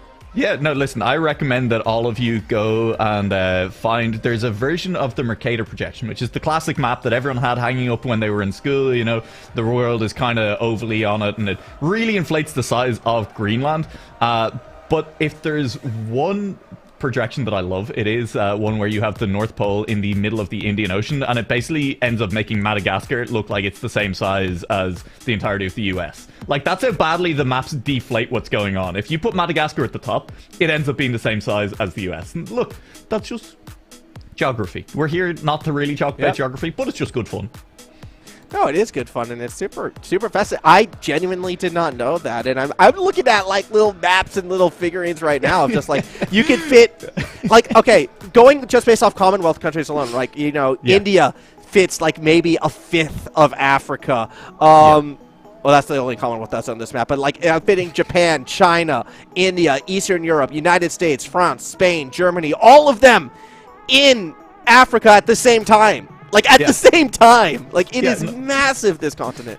It covers a huge amount of the world's landmass. And yeah, so anyway, all of that is to say that that's why it's taking us a few seconds to find the correct server to get all these players on, because they are very far away from each other physically. And, you know, there's many options. Do we play on the European servers? Do we try and find somewhere else? But we have managed to find a lobby that does suit all of these players. They're all happy to go. Test lobby is over. Max, we should be underway sooner rather than later here.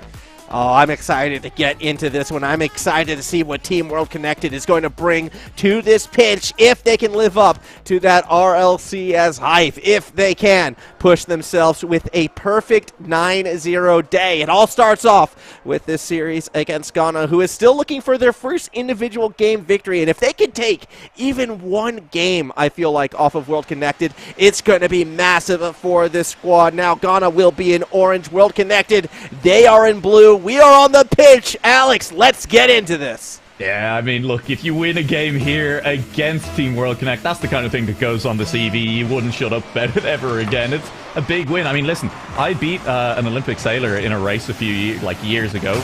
Yeah, I still talk about it. I'm still bringing it up now. These are the kind of big moments, but I mean, these are the kind of things we expect to see. It's an early shot. It's an early attempt, and I'm expecting to see an early goal. I'm honestly surprised Team World Connected haven't scored either of those. I think anyone can beat an Olympic sailor in a race if you know you're not sailing. Was it like an auto race or something? Double touch off the defender. We were in boats, okay? I mean, look, it's a great goal. Artheon, it's beautiful. I will not be slandered. It was in boats. I beat him in a sailing race. What, sailboats?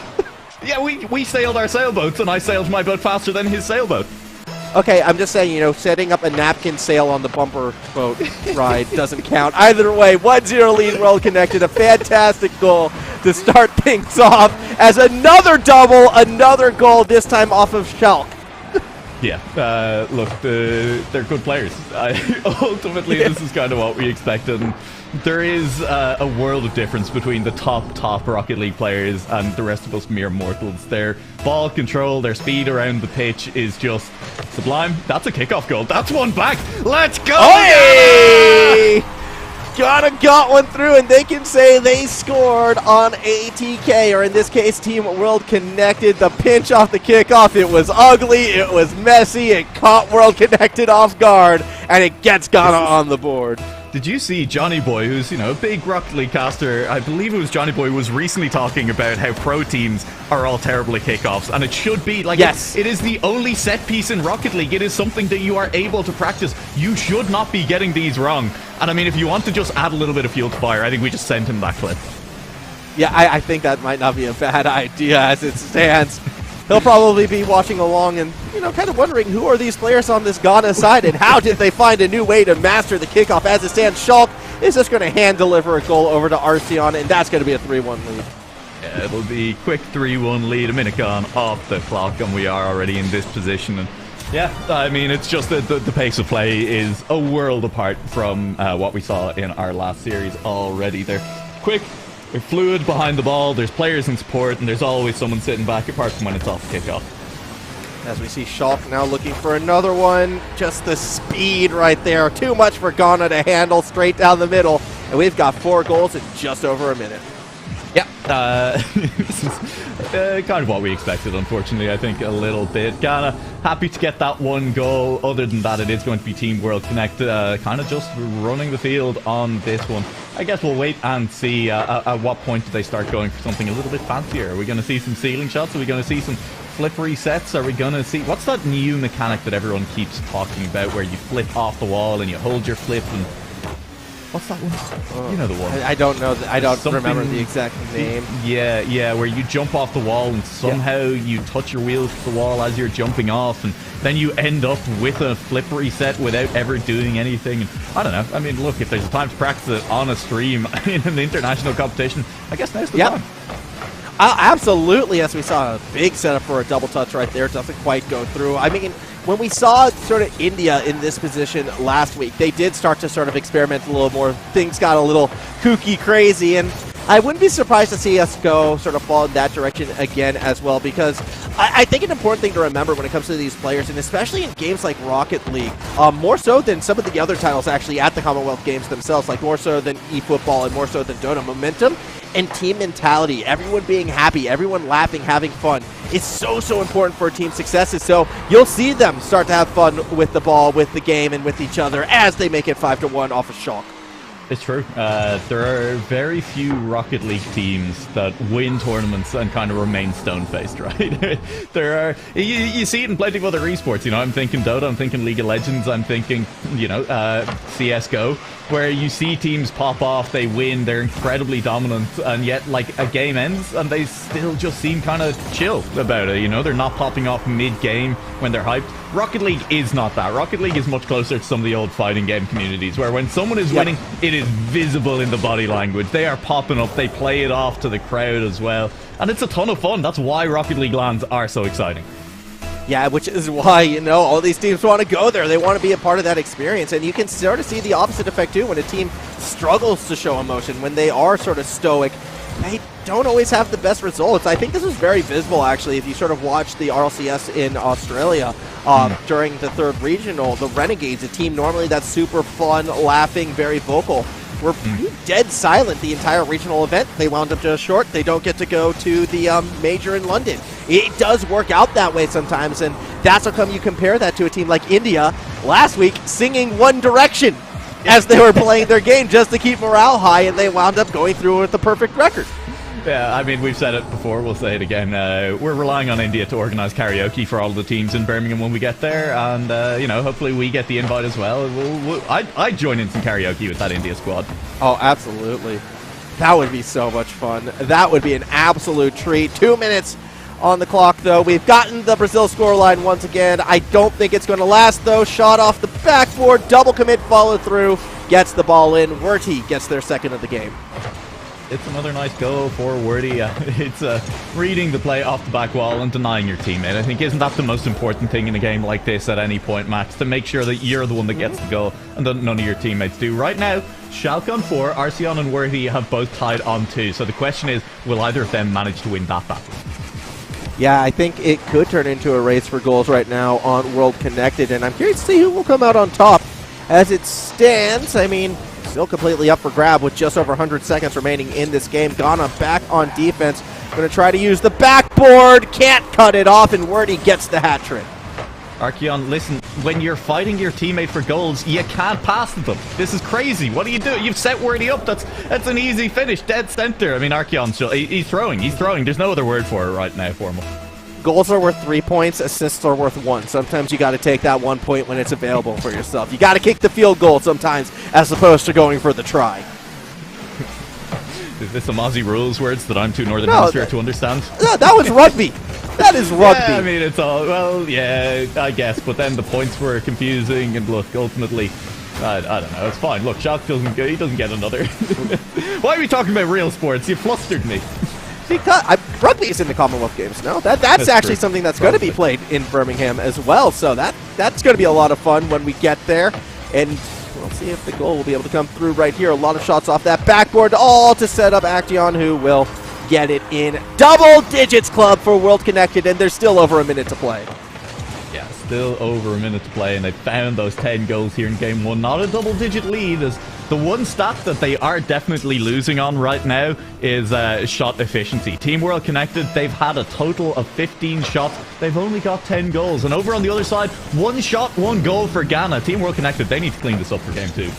Yeah, absolutely. And Ghana, meanwhile, rocking that 100% shot percentage. I mean, that's, you know what? That's a feather in the cap right now for the team that is behind. Something that maybe they could, you know, rally around and maybe get 2 goals in game number 2. For them actually winning a game, winning a series, look, I'm not going to sugarcoat it. Still very, very unlikely to the extent where it's probably not going to happen at all. All 3 players kind of chasing the ball from side to side. World Connected playing with their food a little bit as they just manipulate Ghana's positioning. A chance for an aerial back. 1, 2, 3, can't make contact. Decent effort as well there, trying for the passing plays between them. Hasn't worked out, and there's no shot on goal. Whereas he can pop it high, has options with teammates around, and just chooses to launch one off the left post instead. Showing mercy this time around. Shout's probably not going to show any though. Expected the touch, couldn't quite read the miss. And Shout definitely has been the player who's been the most cold-blooded in front of that net this game. Yeah, I would say all of World Connected, though, have had their cold-blooded moments. That's how come they're going to get a dominant Game 1 victory. 10-1, looking to be the final score as the ball does hit the ground. World Connected starts off with a big, big victory. A big victory, exactly what we expected out of this squad. Showing off again, they're 3 RLCS regional finalists. They've never won one into SSA, but they are one of the top teams on the continent, and ultimately that does mean that when you put them up against some of the other teams who are coming through national qualifiers, they're good teams to come through national qualifiers. It's exciting to see them here, but it is just a different caliber of competition that this team TWC is used to. And I will say this, though, in Ghana's defense, almost, the team is looking a lot stronger than what they did out of the gate back in Game 1 versus Kenya. We have been seeing improvements from them, less double commits as a whole, more willing to take to the skies and challenge some of these aerials. Might not be working in their favor, but they are pushing themselves, and they are really challenging themselves against players of a caliber that I don't think they would have had a lot of experience playing against. This is truly new grounds, I feel, for this Ghana team, so to see them actually trying to push their own capabilities is exactly what you want to see from this team. Unfortunately, it's probably not going to result in a win anytime soon, but this is a fantastic learning experience. And my heart does absolutely go out to the Ghana squad. Technical difficulties are honestly no fun at all. They are just awful to try and deal with. That was a nice little opening goal here, but yeah, I mean, look, I've dealt with technical difficulties on broadcast, playing games myself. I think most of us has at one point or another, and there's very few things more frustrating than just not being able to play because of something that feels out of your control. Yeah, exactly that. It's just not really been able to come together, unfortunately, for Ghana. And they started off on that wrong foot. They've improved since then. However, sometimes, you know, this could be that one chance. And they slip through their fingers just a little bit. Still time in this game, though. 4:40 on the clock, and only 1 goal difference. I know it's early days, but still within striking distance. Ghana has gotten a goal in through before. It was a kickoff goal. They haven't been able to find the goal after the kickoff. Maybe they'll find it here. A chance to break away back up the field. Stolen away by Wordy, who makes 2 defenders. Smiths gets us that next touch. Off the post, not in. Second attempt. That's good defense. Not in again. I like that. Rennie was up quickly for that ball. It's exactly what you have to do. Challenge on your goal line. Don't give open space to these players. If they're fast, you have to just go full ape brain, go as fast as them, just fully forward on that ball. And that was exactly what we saw from the defense there. It's good stuff. We're really liking to see it from Ghana. And as I say, I think things could have been so different in that first series if they weren't having that controller issue. Oh, that's a good pass and shot, though, coming from the World Connected side. I just want to watch the speed one more time that Wordy was able to get that pass through into the quick shot from Schalk. Unfortunately, it did hit the crossbar, so we don't get the proper speed on that. However, what we do get is a 2-0 lead. 2-0 now, just over a minute gone off the clock. It is once again TWC on pace for a pretty dominant win here in Game 2. They got to the double digits last time. We'll see if they can do it again there. Archeon, now he's getting into the spirit of making sure that you're top scorer on your team. I mean, yeah, I definitely do feel like Schalk may have left it for Archeon to steal it away, trying to go for their slow dribble. And yes, the control was silky smooth, the ball not leaving the nose of the car. But for Archeon, that was just a golf tee, and he was swinging for that home run. Oh, well, this time around, I mean, teed up a little bit, but not enough boost left in the tank after the kickoff to reach all the way in front. But Orange team trying to get this ball off the line. They will not. They will collide with each other on the goal line instead, and Schalke will put in a fourth. As the score continues to run away from Ghana. Not even a minute and a half in, we're already looking at that 4-0 lead. Last game did go 10-1, and if World Connected wants to one-up on that, well, they're certainly on pace at the moment. Another kickoff goal could help, as we see Archeon eyeing up another shot. It goes towards the net this time, though. Defense was there, 1-2-3 with the save. Big save. Nice to see from the Ghana squad. That's nearly over Archeon's head, but won't quite make it far enough. Worthy with space in the middle of the pitch. Shot on target. Threatens the defense. A good save from Rennie has kept that one out for the time being. But good defense needs to turn into offense at some point. As a handbrake drift. Tokyo drifting in the middle of the pitch coming through from the squad. Ball waterfalls down, and nearly an own goal. Counted dust will punish. Well connected. A defensive mishap just allowed Ghana to get on the board. That's a little bit awkward from Archeon. I mean, that's the kind of thing that'll punish you literally no matter what level of Rocket League you are playing at. Touching it back, nearly scoring the own goal and leaving it set for your opponents. They'll normally find it. There's Ghana's one. Can they improve from game one? Can they find a second? Yeah, you know what? I think those are the exact type of plays that you can sort of build momentum on. What was that from World Connected? Connection from the defenders in the middle of the field almost allows the ball to go the other way. It's a good effort. There's not enough Orange players nearby. I genuinely would need to see the replay. I have no idea how that ball ended up doing what it did.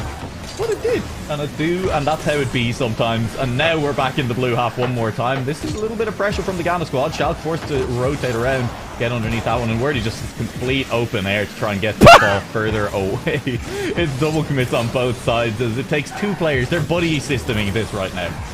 Yeah, you know, always take a buddy when taking shots on the net. That one was a triple commit, but it was Archeon who got there first. 5-1 lead now in favor of World Connect. 5-1 lead at the moment. Meanwhile, over in the Malawi-Kenya match, it is 1-1 as they head into Game 3. So things tight on that series. And as we said, that's a big match. Whoever wins that match, that could well be a decider for who gets to go to Birmingham. The winner of that will own the head-to-head. Could be the team that ends up going 2-1 on the day. So we'll try and keep you updated with scores for that one as we get them in real time. Yeah, we will be kind of keeping our tabs on that. So important, realistically, for both of those teams. Assuming World Connected continues on this form. Archeon with the hat trick in game number 2. This was an evil spike. Yeah, look at that. Went right underneath Lou, who was in the right place, but just couldn't get the car close enough to the ground. Wasn't ready for it to be that low. And that's the ball placement that we expect from this caliber of players. They can put it where they want to.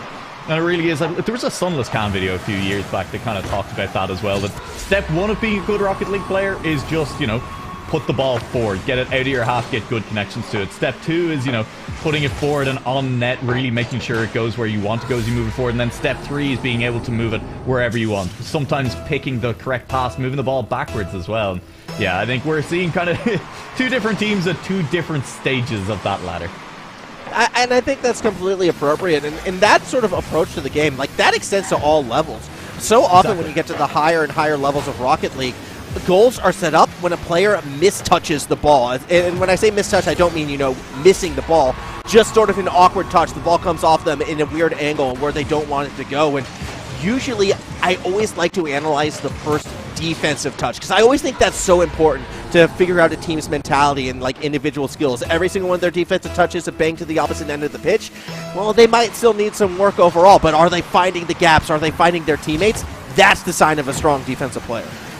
Yeah, it really is. Managing to get that first defensive touch out is so important. First touches in general, very important in a game like this. That's a great little passing play among the members of Team World Connected. And we're now 2 goals away from World Connected, one-upping their previous game right now. 1 away from the double-digit club after that pass right there. Still a minute and a half left here in game number 2. World Connected cruising on to a second game victory. The only question now is by how much? I mean, maybe a couple more. Schalke sets up a teammate, and Archeon will put in another. So at least 1 more is the answer to your question. And I'm going to say with 78 seconds left on the clock, we'll have to see. It really depends on how much more they want to score at this point. All 3 Ghana defenders defending the same post Right there, just doesn't really work out. I know we're in the Aquadome, and I know, sometimes when there's a big threat in front of you, you want to school up like a pod of fish, but not really how you play Rocket League, unfortunately, as we watch World Connected now. Water falling down, touching it towards the goal, will be cleared out. As a zoologist, I think I am legally obliged to take issue with the phrase "school up like a pot of fish."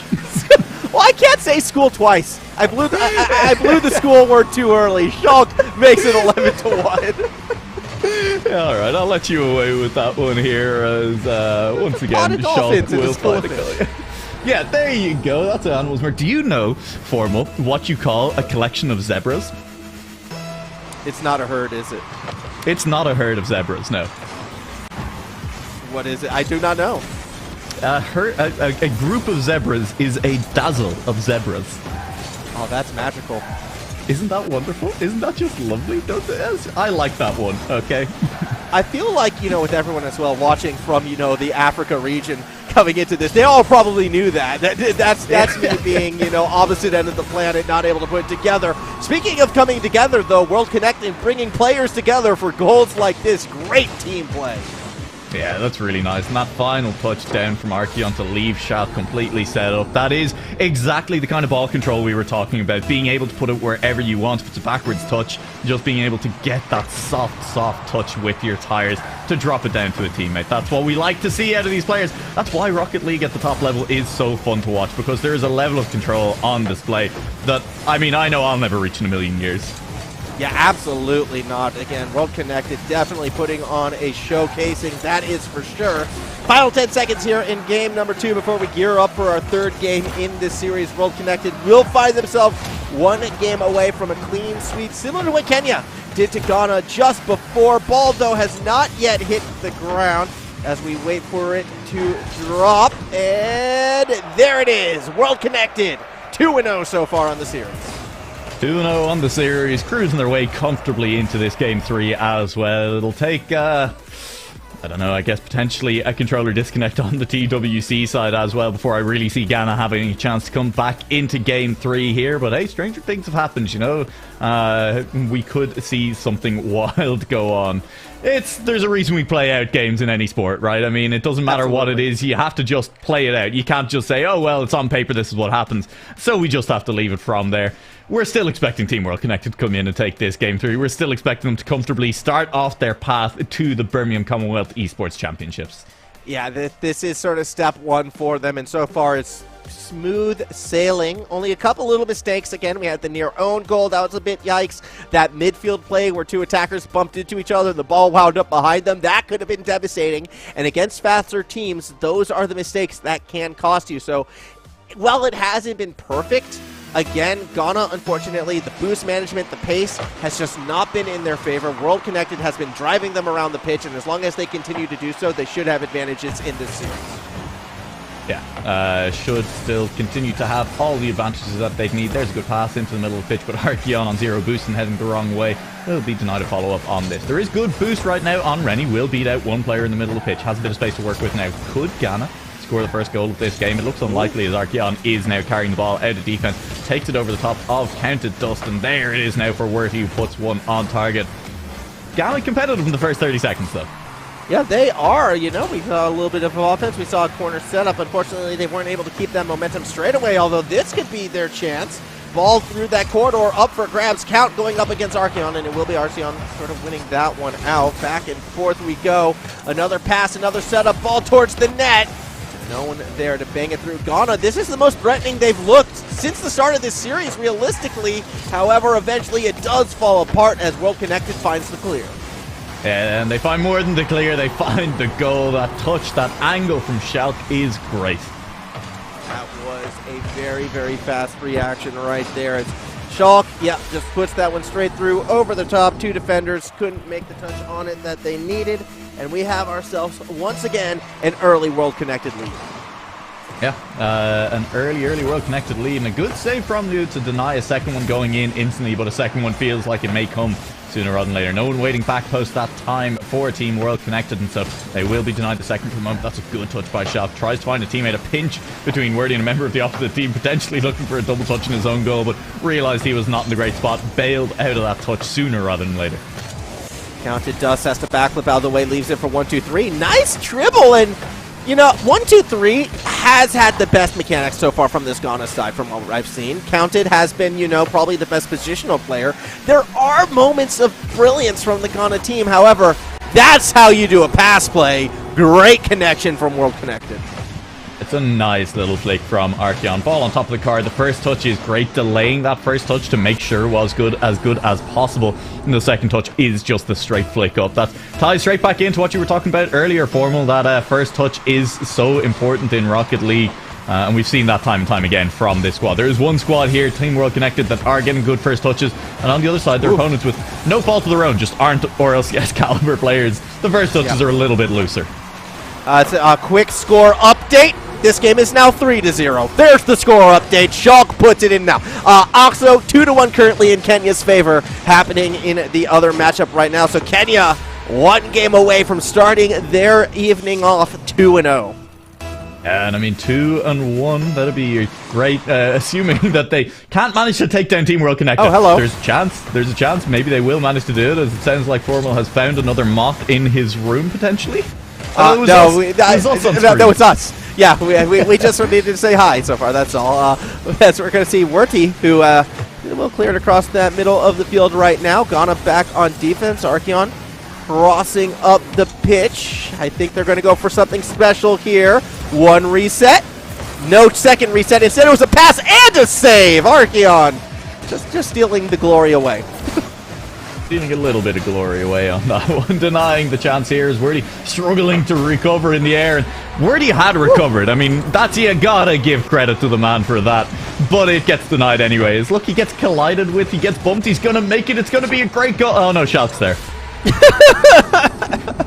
Yeah, Verdi's not allowed any goals. I think that's the new rule for World Connected. You have to win without Verdi scoring any goals. And so Shock will take it away. Ghana on the back foot once again, just over halfway through this game, and the scoreline gets worse before it gets better. 5-0 now for World Connected as Shaw gets yet another one in. I think it's going to get worse before it gets better, and I don't think it's going to get better, man. No. I don't think we're going to get much further in this game for Ghana, unfortunately. Hey, there could still be a goal or two left in it for them, but yeah, I mean, at 5-0, 2.5 minutes into this game, this series, it didn't feel like a full foregone conclusion before we started, but it wasn't far off, and with 2.5 minutes left in Game 3, 5-0 to Team World Connected. I think we're starting to say, yeah, this one is in the books. It's going to be Team World Connected starting off. No! That's not gone in. What a save. The crossbar is huge. Good. I say good that one doesn't go in because Archeon was just mean right there. Bumped to steal the ball. Demo in the middle of it. Yeah, Ghana should have fought back and made that save. And guess what? They're denying World Connected still. A chance for Ghana to go back up the other direction. Verdi slows it down. Underneath, though, Ghana tries to keep it away. Archeon, though, again, gets straight into it. Pass across the Shulk. And no! It still finds its way into the net. That's so mean by Shulk. He just 50s two players at once. The read is clean, and he gets that one across the face of both of them and inside the left post. 6-0 with 100 seconds left on the clock. Yeah, World Connected, the team from South Africa, made up of players from ATK, showing off why they are considered an RLCS caliber team. Why they've made it to the finals to not one, not two, but three regionals throughout the 2021-2022 season. And now they're looking to start off their campaign to get to Birmingham in the Commonwealth Games with a win over Ghana. Just a minute 15 remaining, and that is the first time we've seen them not connect on a pass. The more I see this and the more I think about it, the more I am absolutely looking forward to those Commonwealth Games. Seeing this ATK squad take on the squad from OCE, made up of Kaka's minions, seeing whatever the English squad ends up looking like. Whoever comes through the European qualifier as well is going to be playing at this level. I think we're going to get some really, really competitive matches in Birmingham. Looking forward to seeing how they play out. Yeah, I think it's going to be a lot of fun for sure. I mean, look, this World Connected team, you could make an argument that they are, you know, in contention for a medal. They could be fighting for that bronze or silver. I'm not sure I want to put them as like a gold medal contender just yet. We'll see how they kind of go up against, you know, some of the other teams in this regional before we go that far. But as a whole, when we're looking at their skill level, yeah, they're going to be shooting for a medal. As we do see Counted Dust pass back to a teammate. Wordy's already there. Not going to turn into a goal, however. 20 seconds left in this one, Alex, and it is going to be World Connected with the clean sweep. World Connected are going to have a clean sweep. Is there one goal left in it for the Markion? Has no boost. He is trying to chase that ball, looking for some flips to get there. Wordy drops it across face of net. It's a miss. It's an own goal a little bit. We'll have to see if there was a full contact on that one. That was Phantom full contact. It's making me out. That was a powerful touch, actually. I'm calling that a complete boom. Yeah. Oh, Look, it's clean. Ghana wants a goal. Ghana's going to get a goal. 7 seconds remaining in this one. World Connected's going through, but they're not going to be the only undefeated team. Just got word. Game number 4, 3-2 in favor of Kenya. They win the series. They beat Malawi, and it looks like Kenya could be taking that second slot. Unless some absolute craziness happens, it's World Connected and it's Kenya as the 2 favorites in the Africa region. 0 seconds left. Ball just has to hit the ground. Oh, it does hit the ground. It's nearly inside the orange goal when it does. Team World Connected will win this series, remain undefeated on the day. And yeah, I mean, at this point now, Malawi basically need to come out in this next match on stream and beat Team World Connected. It's going to be hard. It's going to be hard. It is going to be hard for them, but their chances to go to Birmingham is what is going to be on the line. It's win to stay alive, force a 3-way tie, and who knows what could happen there. If they drop out, well, that would secure it with Kenya and World Connected being the 2 teams, and then we fight to see who's going to be our regional winner. So a lot of action still to come. We're going to be taking a break. When we come back, Malawi taking on World Connected.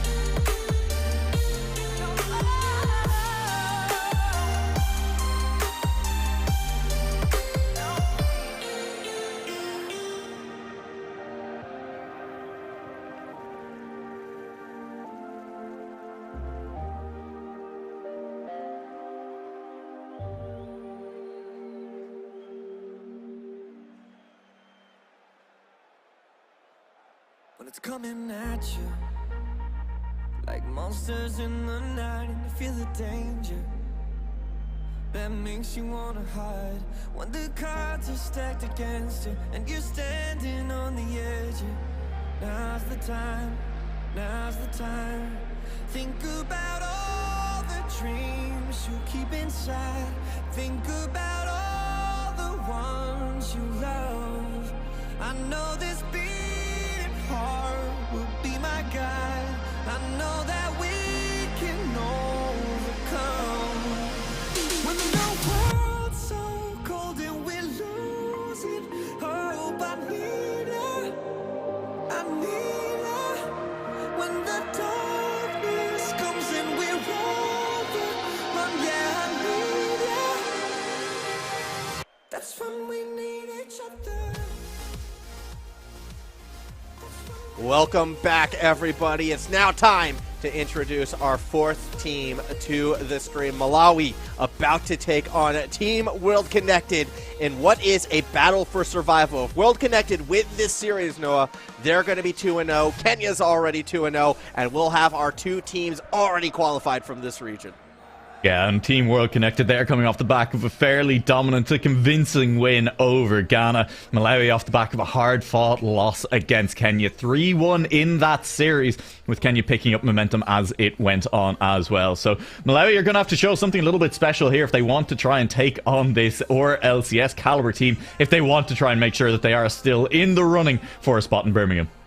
Yeah, we will see if they can, find a way to get that win. It was a slow start against the Kenya side that did keep Malawi down. They went 6-0 in Game 1, 6-1 in Game 3, but it was Games 2 and 4 that were actually quite competitive. 1-goal deciders in both of those. So we know sometimes they can find that competitive edge. The problem for them that I imagine, it's going to be that consistency, whether or not they're going to be able to play a complete series. I think that's what's going to be tested in this matchup, because one mistake against World Connected and they will score on you. Yeah, they will punish. I mean, and these top teams, you give them an inch, they will absolutely take a mile in these games, as you really can't be affording to make too many mistakes. Or, I mean, the other way of looking at it as well is you just need to try and match the pace. Just come out and make it awkward for them, so that even if you are making mistakes, you're still throwing enough at them that they don't have time to deal with it. It's just very hard to do that against a team that on paper is kind of this much more skilled than you are. Yeah, but we did see some cracks in the World Connected armor. Again, the near own goal, the strange sort of midfield positioning at times. This team can be beaten if you challenge them at those right moments, and that's what we're going to be looking for Malawi. Are they going to be willing to challenge, or are they going to be playing a little bit scared? Are they going to try to rely on defense maybe and frustrate the favorites in this matchup? I'm not too sure. Only they know what their strategy is going to be. If I were to make a prediction, though, I do feel as if they should be, and I expect to see that more aggressive edge, and I want to see them go for some crazy challenges.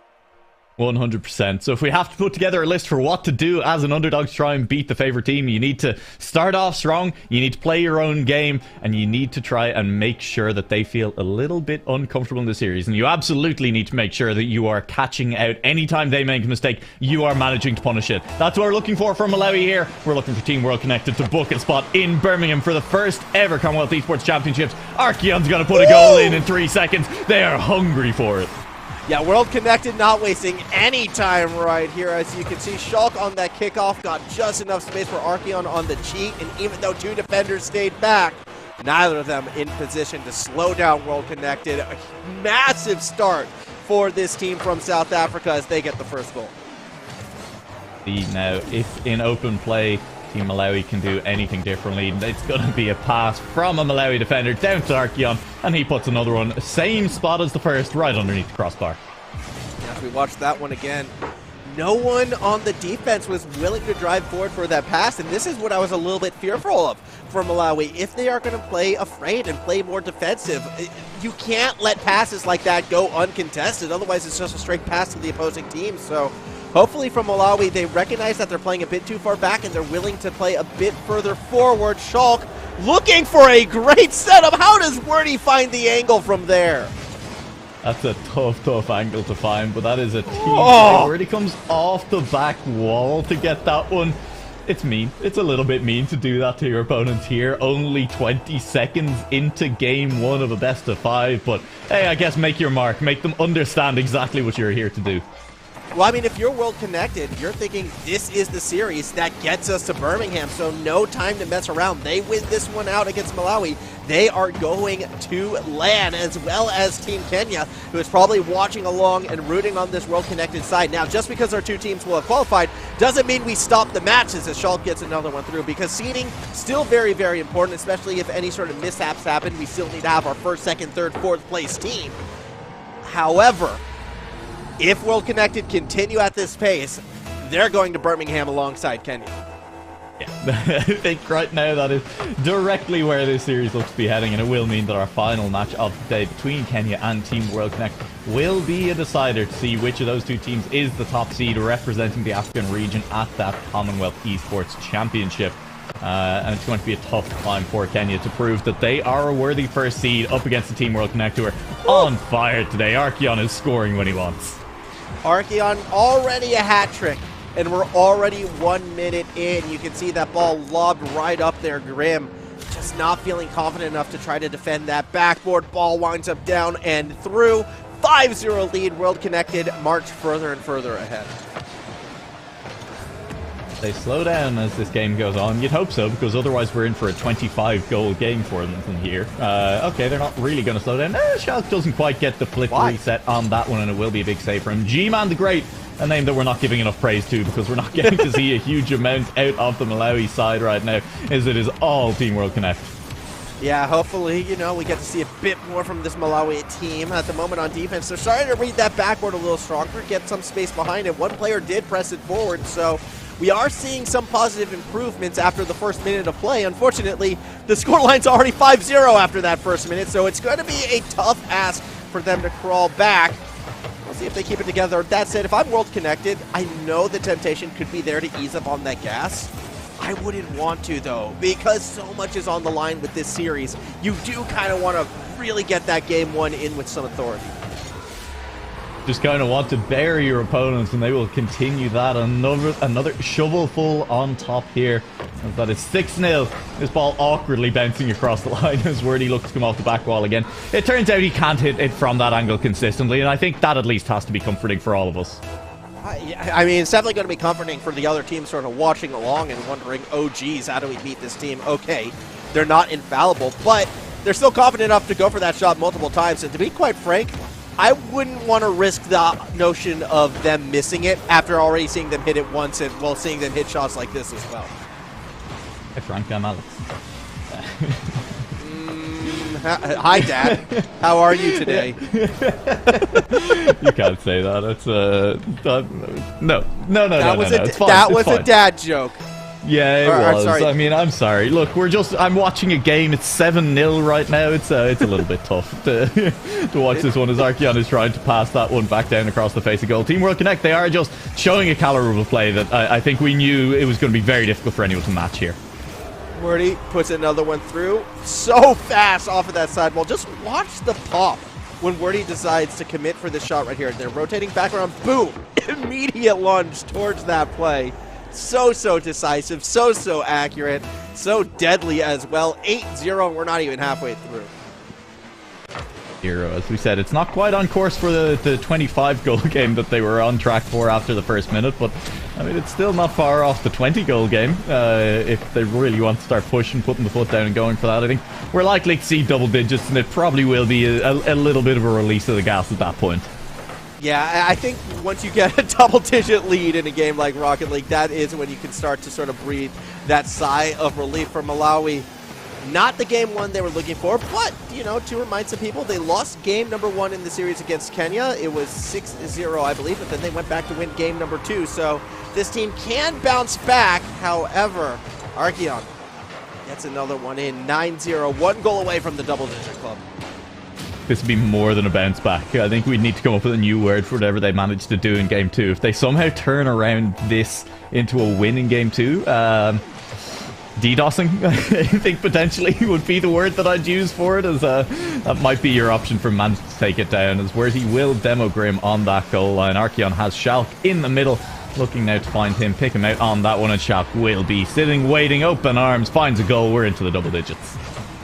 World Connected, double-digit club, still a minute 50 left, 110 seconds to be specific. Schalk, the one who gets that through, and this team from South Africa, again, they were the favorites coming into today. They're showing why for a second game in a row. Malawi still has time, again, second series. It was stronger than game number 1 for them in that matchup against Kenya, so that's why I'm not entirely writing them off. However, it's sort of tough to be expecting too much from this team at this stage, and it's nothing against them, just more of a testament to how strong World Connected are.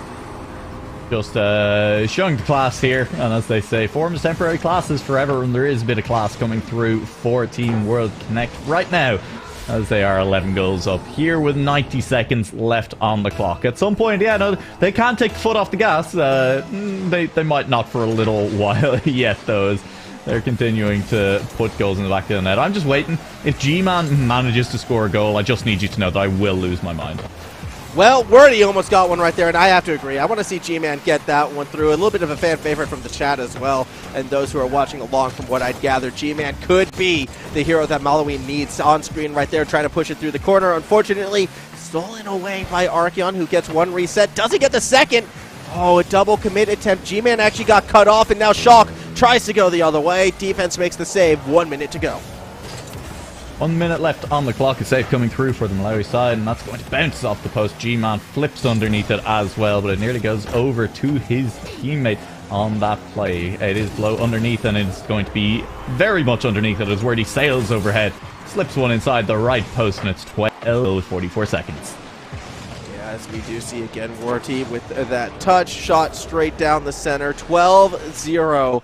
A statement game number 1 for World Connected and for Malawi. I want to see them get one goal, right? Like we saw in our previous games, even Ghana was able to score against World Connected on occasion. I would love to see Malawi get one in game number 1 just to prove that they can to themselves. Yeah, just to prove that you can. Those consolation goals. G-Man! No! He couldn't get back to it. It was a good attempt as G-Man tries to cut the defense to shreds. And it'll be a goal at the other end instead. But hey, I mean, that G-Man moment was exciting, no? And that's what we want to see from Malawi. Take the shots, take the risk. You can see he even had a lead blocker right there in Blow, but just wasn't able to keep it together. So, but, you know, when you're down 13-0, you might as well pull the goalkeeper, right? You might as well go all in for it. It's not as if, you know, another goal is going to make too much of a difference in this one. Yeah, I mean, a goal a second, I think, is literally not possible in Rocket League, and it is exactly a goal a second that would be necessary at this point. 14-0, 14 seconds left. Again, this is still game number 1 in a best of 5, so at least 2 more games, unless Malawi can start to turn it back around. Here we go. 15-0 would be a massive win for World Connected, who go for the fake kickoff. Does wind up in Verti's possession, and they want the 15. They get the 15. Many goals. 15 is a very, very large number in a Rocket League match. You know, we tend to see a high-scoring game as, ooh, both teams managed to get to like 3 goals each. That's pretty high scoring. And here we are, double that for a single team. It's a full 15-0. It is Team World Connect coming out, being the better side, and being willing to show it here, because sometimes we do see teams lift the foot a little bit off the gas, really just let the other team back into it. Team World Connected wanted to prove that they could continue to score when they wanted all the way through game 1. And that they did. So a 15-0 victory, a very, very strong opening performance for themselves. And with that, I do expect, unfortunately, more of the same for the Malawi fans who do happen to be kind of watching along and trying to root their team on right now. This well-connected squad is just so difficult to beat right now. And with the form that they are in, it's as we said at the start. They should be going 9-0. What's going on? Just read the in-game chat where, listen, Malawi have not lost faith just yet, okay? I mean, they're ready. What we've got is Grim with the full all caps lol, and then his teammate Blow just coming in, little bit of a reprimand, just saying, no, all caps, ice. All right. All they gotta do, all Malawi have to do is ice up, you know, show that you have the ice in your veins here in game 2, and you'll overcome that 15-goal deficit, no problem. All right, well, I want to see it. I want to see how they bounce back. We're going to the Aquadome for game number 2. Malawi still believe they can bring it back, and you know what? I can't help but believe a little bit with them. Let's see if they can get a good start here as we kick off our second game. Well, the first goal for Malawi would be nice. The first for the series, it'd be indeed. That ball flies over everyone's head for the time being. And G-Man with a touch out. Schalke is just watching, waiting, picks up a boost and gets denied by Archeon, who says, no, I'll go back and get boost and then I'll take it forward. And Wordy says, no, allow me. And he carries it past one defender, has a teammate in the middle. Archeon is going to be the first to that ball. I tell a lie because G-Man is there and G-Man is great. Archeon, touchdown, great pass to Wordy. And it's a stylish first goal here for Team World Connected. But you can see how well this team works together around each other with just that touch right there. The trust that Wordy will be coming straight down the middle, be that communicated or be that instinct. That is an RLCS caliber play coming from World Connected. They piece it through. 1-0 lead already for the South African team. Looking for a second now. Wordy will be denied. The defense is coming together a little bit for Malawi. They are contesting the balls. At the start of game 1, they were definitely giving too much respect to their opponents, right? They were sitting back and saying, okay, like, you're going to get there first, so I'm not even going to try and get there. That's stopped now, and that is genuinely good to see from this Malawi squad. Yeah, and I hope to see a bit more of that as well. I mean, you can see now every time World Connected has the ball, there's usually a Malawi defender somewhere in the vicinity, sometimes closer than others, but at least they are there, and those are the types of adaptations we want to see from this team in blue. Ball in the corner right now. Malawi has a chance to keep this offense moving, although bumped out of the play. Here comes World Connected. Wordy, no boost, doesn't matter. Schalke is there, 2-0 lead. And you can see it, even though Wordy had 0 boost, that's not being fully tracked by the Malawi defense, and so they're still not sure if they need to cover his attempt at a second double touch. So they're waiting, they're watching, they're flying forward, and it turns out no, Wordy absolutely never had enough boost to get there, but his teammate is in the back pocket, and that is the 2-0 lead. It is Archeon putting it on the back wall, could turn it 3-0 very quickly, but G-Man steps up on the back wall again and manages to get a clear touch. G-Man staying with it from underneath as well. Actually not pressured by World Connected, who was staying a bit further back just because they wanted to set up that pass. Schalke gets it in, 3-0 lead. Yeah, that's nice. I mean, it was nice for G-Man to get it into the corner, but unfortunately it got into the middle, and Grim is just frozen in place. Just unable to move as the play is a little bit too quick there. I'd say I like G-Man's car, and I like the Malawi flag as well. It's nice. I mean, you're representing your country. I think we should be seeing more of these players using the national flags. Yeah, absolutely have to agree with that. I mean, everything about G-Man is about style. We saw, Kenya showing off the big bucks before with the titanium white octanes. However, G-Man's got the style, has the flag rep, blinged out in gold. Yes, World Connected scoring the goals as well, but, who's the real winner right now? Yeah, I mean, if this was a fashion contest of some kind, I'd be giving it over to the other team. Which, I mean, it's not a fashion contest in any sense of the word. And I mean, I guess you kind of do have to play the competition that you've entered, but we should have more Rocket League fashion contests. Well, I always want to see freestyle comps mix with the fashion side of thing, almost turn it into rhythmic gymnastics almost, where if you could sort of theme your car around the type of freestyle you are, I reckon that would be sick. Archeon with another goal. That would be sick. Imagine a freestyle competition that is fully set to music, right? You have to pick your song, and you have to have a routine worked out, and your car has to suit it. Honestly, can we organize this competition? How much can the Global Esports Federation back this as well? That would be, that's the next. Rhythmic Rocket League is the future of where this game is going. Also, I have to ask, is G-Man with the Sunny's topper, does that count as sunglasses indoors when you're in the Aquadome? Yeah, no, I think it does. Okay. I think that makes him the coolest person on the pitch. As if we didn't already know, that does make him the coolest person on the pitch by far. Absolutely. 5-0 Oh, wait, no, lead. it's Grim. It's Grim who has the sunglasses. Hang on. It's a contest now between G-Man and Grim for coolest person on this pitch. I think they both have sunglasses. Oh, do they? They might. I gotta take it. I'll have to see. We'll see in a bit. As soon as one of them gets to that ball again, because I did see Grim has it as well. Wordy does not. So completely out of the running. As we do see World Connected looking to push it forward. That was a nice pass. Archeon underneath, out at the corner, no shot, stolen away.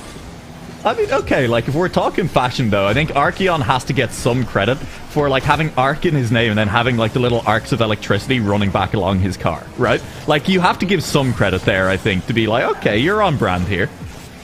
Yeah, so we do see Werty back in the corner with a bit of boost. Immediately pressured by the Malawi defense. Isn't able to get the shot they want. A chance to clear, perhaps, as the ball slowed in the corner. G-Man flicks it over one. Can't get it past the second. Only 90 seconds left in this game. G-Man does not have the sunglasses, so I do apologize. All the credits I was talking about before, that's all on Grim. Grim is the one who I think is winning the fashion, so. Indoor sunglasses, underwater, and still wearing them, having the time of his life, is where he's going to pass to Archeon. That's going to be another goal. Woo! It's not quite the 15 goals of game one, but it is still a 6-0 lead with 80 seconds left on the clock. And I mean, as much as their cards maybe aren't stylish, it's been some stylish goals for Team World Connect. Yeah, World Connected just piecing together pass play after pass play after pass play, which I absolutely love seeing from a team that's coming into this as the favorites. They're not just doing it based on their mechanics. Yes, their mechanics are a major part in why they're getting there, but they're playing around each other as well. They are looking like the most complete team as Werty finds the 7. It's a big pinch from Shout to move that ball all the way down off the back wall, and the bounce does favor Werty a little bit, and the 50 then is just good. 50s are one of those things. I think when you start playing Rocket League, they feel random, but the more you play, you kind of do see players that are just good at them, that have an intuitive sense of how they need to position their car to win those 50s. It is a skill that you can get better at, and it's such an important skill as well. Yeah, it is, and it's one that World Connected just has the advantage of time and time again. Great play from Shulk, by the way, on this one. Just control of the car as long as possible to keep that one up, down, and in. Well done, 8-0 lead. 8-0 is the lead. I said it wasn't quite the 15 goals the last game, and maybe they're watching the stream and they've taken that a little bit to heart, because they are upping the pace a little bit here as we enter the final minute. Team World Connected looking for many, many goals all of a sudden. That's another pass into the middle of the pitch. I believe Shout saves that one. Can Werty save the play? Looking for a squishy on the inside. Archeon and Werty were both looking for a squishy inside their opponent's net. Yeah, as it does actually start to come back out the other way. Maybe a chance for Malawi to get one on the board. Back in that middle of the field, ball gets slowed down. Eventually, though, we will see it off the backboard and in. Not quite there just yet. 30 seconds left on the clock here. Game number 2 going the way of World Connected as they are setting themselves up for that clean sweep. Just 20 seconds away before game 3. I like the attempt for Werty to land that ball just directly on his teammate's head, but it didn't quite come off. And so with 10 seconds left on the clock, settling in at an 8-goal lead, potentially a 9-goal lead if we get a 0-second goal, or in the last few seconds. I think we are going to get to 9, but it'll be a kickoff goal if we want to reach double digits again. Yeah, it will be 9-0 right now. World Connected, I mean, they have a chance for double digits, and I think they're going to go for it. Going 10-0 is always a good sort of feather in the cap, so we'll see if they bring it together. Here we go, 3, 2, 1. Kickoff has to go in their favor if they want to join the double-digit club, and it did not initially, although maybe they set up Shulk. Defense was there, but they can't make the read. 10-0 World Connected. Oh, they do really just score when they want. And what they wanted to do was score on the 0-seconds goal. They make it double digits again, and now that's a record that they will try and maintain, I'm sure. Heading into game 3 of this series, Team World Connected, I think all but locked in for that spot in Birmingham. The question is, will they go as number 1 or number 2 seed? Kenya will wait for them in that final match of the day, and that's a match that could be a little bit of fun. I'm hoping to see Kenya put up a little bit of a fight against them. Well, first, you know, they still have to win one more game. I mean, this series technically is not done yet. We're not there. They got to put together one more. But if we were to take the combined total of this series thus far, the scoreline would be 25-0. It's the 0 part that I think really hurts. Just being completely held scoreless is not a good feeling. And we'll see. Maybe Malawi can break that here in game 3. It took a full kickoff pinch goal for Ghana to do it, and I'm not sure that that's a strat that you can viably kind of, try and reproduce. No, it's always going to be difficult as we start off game number 3 for World Connected. 1 game away from earning that trip to Birmingham. This is the one, and sometimes that last game can be the hardest. This is where the nerves might set in the most. As it stands right now, they're doing a good job passing the ball to each other. Ball down in the corner. That's the setup. Here comes the shot. 1-0 World Connected.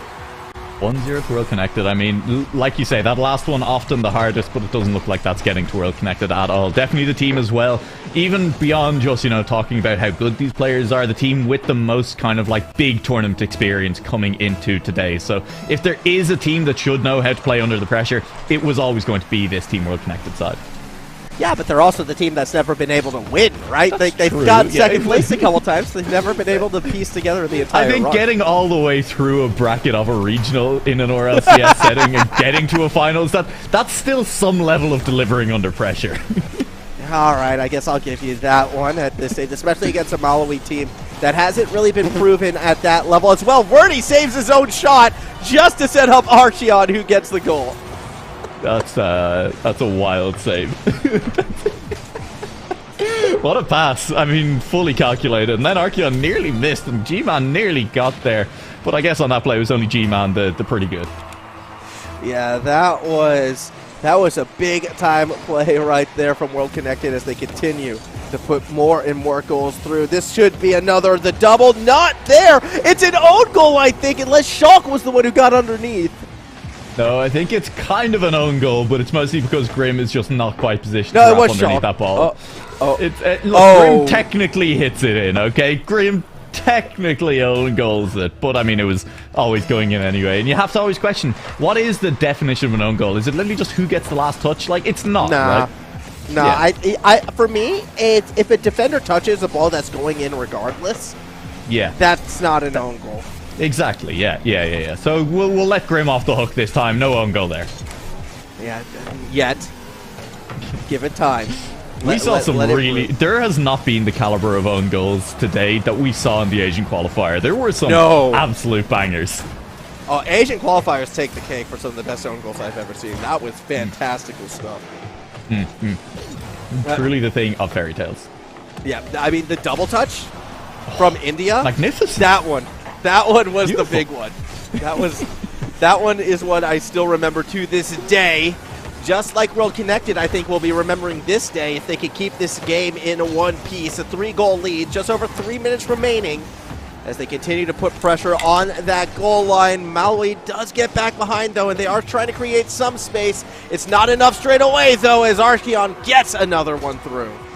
There's just too much speed behind this ball. The first touch is good, and then you can see Grim is kind of waiting because at a lot of lower levels of play, that second touch is delayed, right? Archeon isn't completely ready to just launch a second touch at it, but he keeps up with the ball. He keeps his first touch soft, and the second touch comes out much quicker than the defense is expecting, and all of a sudden you have a goal in the back of the net. That's just one of many things you kind of have to expect. There's a bag of tricks here for these top-level players that you just don't see replicated at lower levels. They have many, many more options anytime they touch a ball in terms of what they're going to do with it next. And when you're not used to playing against that, it becomes very, very hard to try and predict what they're going to do. Top-tier steal by Shulk. Shulk was waiting in the goal to steal this one away. They parked themselves behind the defenders just to steal that one. That is cheeky. That is a 5-0 lead. And that is World Connected, the team from South Africa, having fun here, getting themselves ever closer to that trip to Birmingham. Wordy still hasn't scored a goal. That was a textbook deny by Shulk to keep him off the board for the time being. So I think Wordy with his teammates maybe not helping out all that much. Gonna have to do something himself if he wants to get a first score on. Yeah, we'll see what happens. That's so unnecessary. Yeah. So unnecessary. What is going on back there in the net right now? I mean, they're still chasing each other. I think Malawi's having a bit of fun. So too is World Connected. They know they're in such a good position. Shulk's angle finds a sixth. And with just over 2 minutes remaining, we're almost ready to start doing victory laps. Yeah, it is that thing where both teams are definitely, having a bit of fun with it, right? This series result hasn't necessarily been in doubt for a little while. Yeah, we are seeing Grim and Archeon just chase each other around the net for a while, having a bit of a time with it. And then every now and then, this Team World Connect squad are just like, oh yeah, by the way, we are still really good at this game. Yeah, as we will see where we go from here. Our final 2 minutes. Can Malawi get one on the board? I just want to see one goal against this World Connected team. Ball's going to fall in front of the net, though. Wordy will be the one who finds the 7th. It'll be 7 now, back on track for a 10-goal game. Looking to stay in the double digits here as Wordy will still score another. Wordy will find, in fact, his first. Still lagging behind his teammates a little bit, but actually, interestingly, Wordy and Archeon both tied on 511 points and Schalke's on 519. All of them contributing equally. Well, that's good to see as Wordy, didn't really contribute to that play. Swing and a miss. Schalke now just finds another insane angle. 4th goal of the game for Schalke. Oh, Grim was getting there. I got excited for a second. But no, not quite, as Schalke continues to find pretty absurd angles. Just wherever he launches that ball from, it seems to find its way into a top left, top right corner. And we're now at 8-0. 90 seconds left on the clock. I guess the question is, are they going to... I feel like they're going to be over their score from game 2, but underneath their score from game 1. Yeah, we will see where we go from here. Ball bouncing down. Here comes Archie on another goal, perhaps off the post and in, despite teammates trying to steal it away. 1 goal away from the double-digit club with a minute 22 remaining. I mean, okay, I've said I think they'll be under their 15 goals from game 1. They might not be. They might not be. 80 seconds left on the clock. They need 7 goals to beat us, which is a lot. It really just comes down to whether or not they want to score them, I think. Yeah, we'll see. I mean, it looks like they do. I'm convinced that was a legitimate effort from Team World Connected. That is a good shot. I mean, it was on target. It was at the net, but Grim was there for the save. So hats off to Malawi, who now have a chance to go back the other direction. Ball off the backboard. Anyone underneath? Not quite. Schalke. Oh, Schalke goes for a big-time play. Instead, it's off the post. Archeon tries to clean up. Good save, though, out of BLO. Yeah, a nice save just there. And yeah, look, it's been held scoreless for at least 20 or 30 seconds, have this Team World Connected, and that's got to count as a pretty big win for the Malawi side right now. Wordy to put it on a back wall. Chase it up. Will this time be the time that he managed to put it in? G-Man! A touch into the corner, and it's back for Schalke instead in the middle of the pitch. Who will put up a nice shot towards the backboard underneath. The second one will be saved. Triple commit by the defense, though, forces 2 of them into the corner. G-Man's the one who gets there first. G-Man the one who gets it to the north side of the pitch, but immediately losing out on the 50. The ball goes the other way. 13 seconds left. Shot saved by World Connected, who are now 10 seconds away from going to Birmingham. Wait, but they're not going to get the double-digit score. The double-digit score, it's slipping out of reach. Archeon has a little bit of time, has the ball on the roof of his car. The dribble going for it over G-Man. G-Man trying to deny. G-Man gets a touch. That might be enough to keep the double digits out of reach for the time being. Schalke takes it off the top wall, has teammates in the middle. Who's going to be the one to take the shot? Will they make it? Yes, they will. Yes, they will. Double digits and a 35-0 on the series. My goodness. Talk about going to Birmingham in style. With that win, World Connected and Kenya are through. 35-0 on the series, 10-0 in Game 3, 6-0 the day so far. Team World Connected, they are looking like the favorites right now to be that #1 seed. Only one team stands in their way, and that's going to be Kenya. It is just a straight-up battle between those two teams for top seed in the group, and we will of course play out the other match just in case one of these teams cannot make it to Birmingham. We need to know who the 3rd seed is so we know who we'd be sending instead. We're going to head to a quick break. We will be back with the final match of today just after this.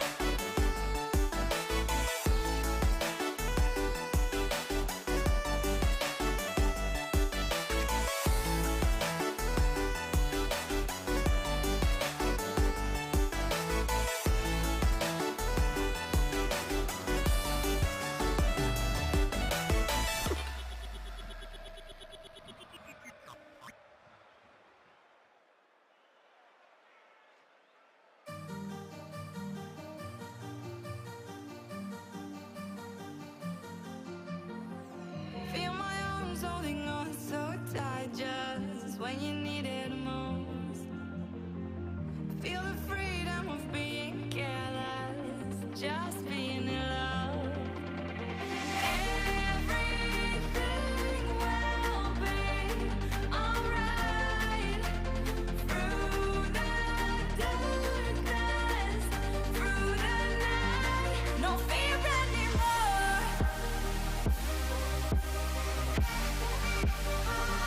No fear anymore.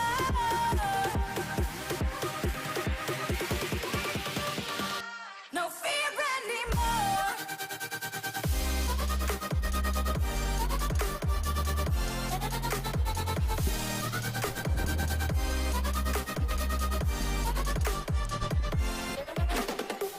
Why the smile on your face? Don't fake it.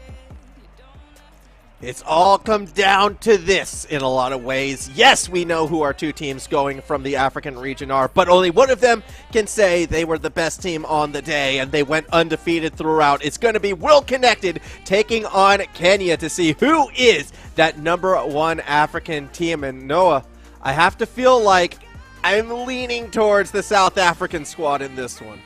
Yeah, I didn't know if I was allowed to say it, but like, you know, all I could think during your build-up there is, I mean, it's World Connected. They're the #1 team on the day, right? Like, I struggle to see this going any other way, unless Kenya have, you know, become significantly better players during their match against Malawi, which is no discredit to them. These are good players. They've played some really good Rocket League. I liked what I saw out of them. You're just up against a completely different level of opponent here.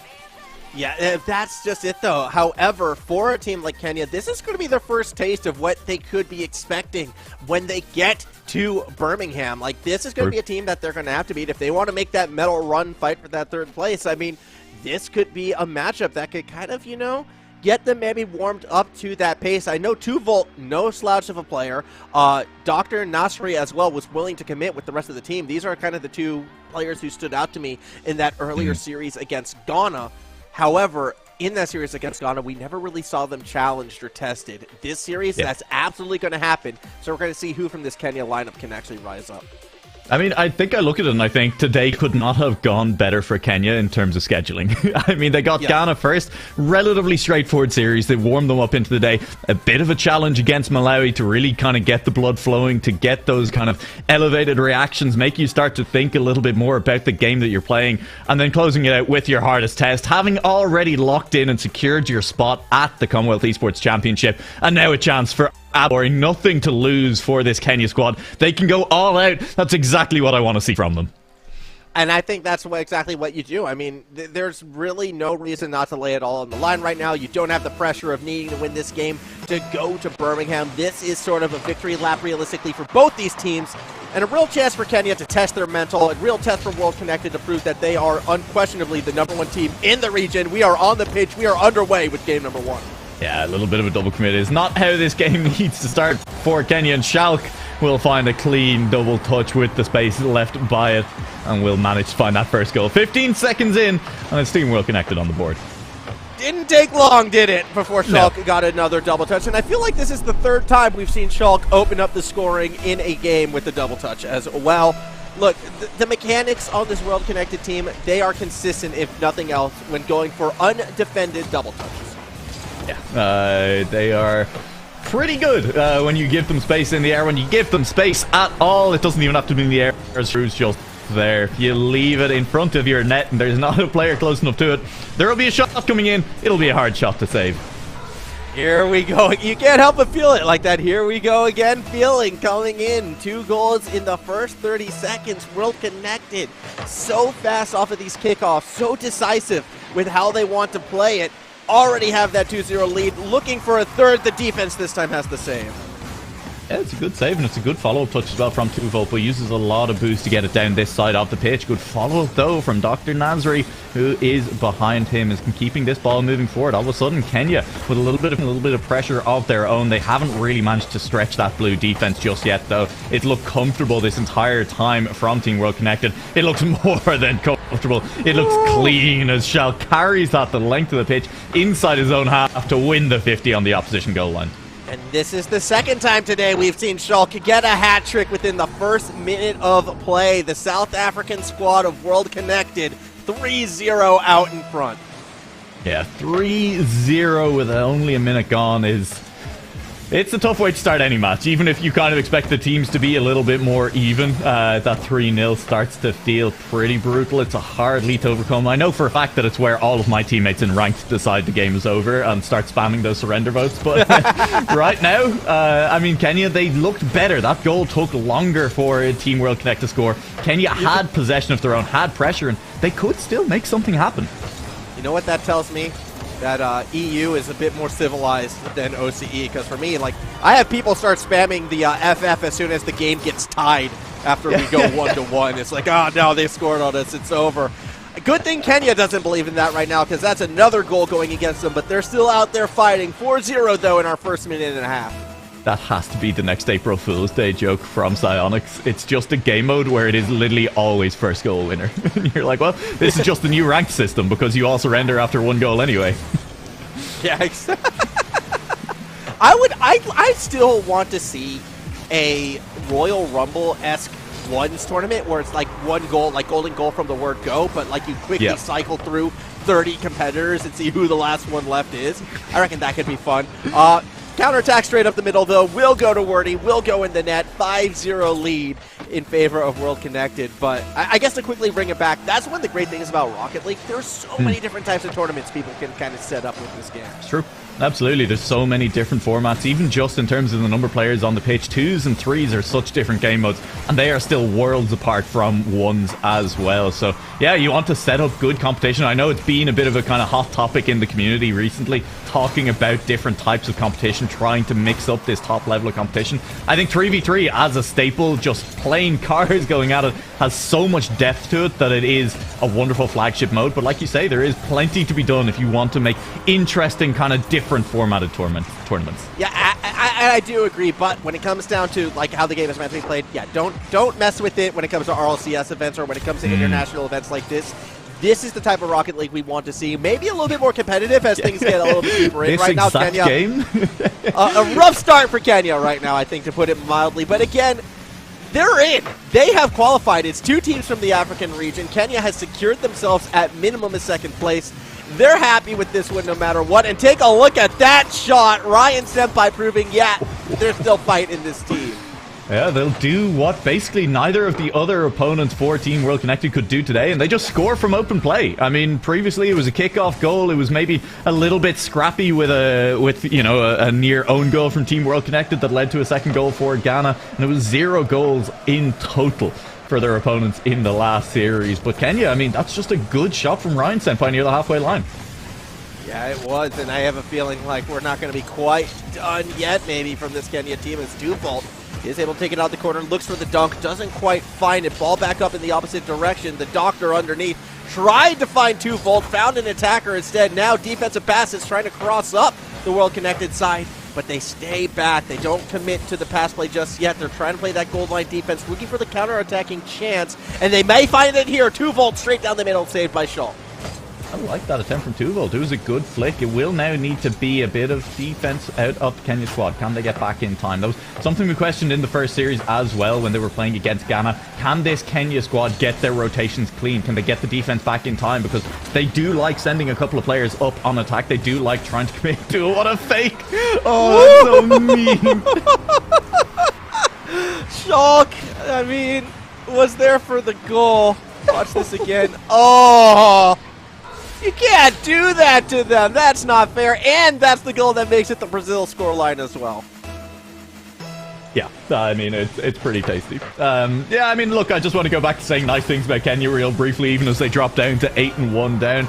They have been, you know, managing to manage. They've been pretty consistent in their rotations, in kind of keeping up with the pace of play. It is ultimately just the touches are that much better out of the World Connected squad. They are that much better at controlling the boost around the pitch. That's why we're at an 8-1 scoreline. But in terms of just where Kenya are, in terms of keeping up with where the play is happening, they've been good at it.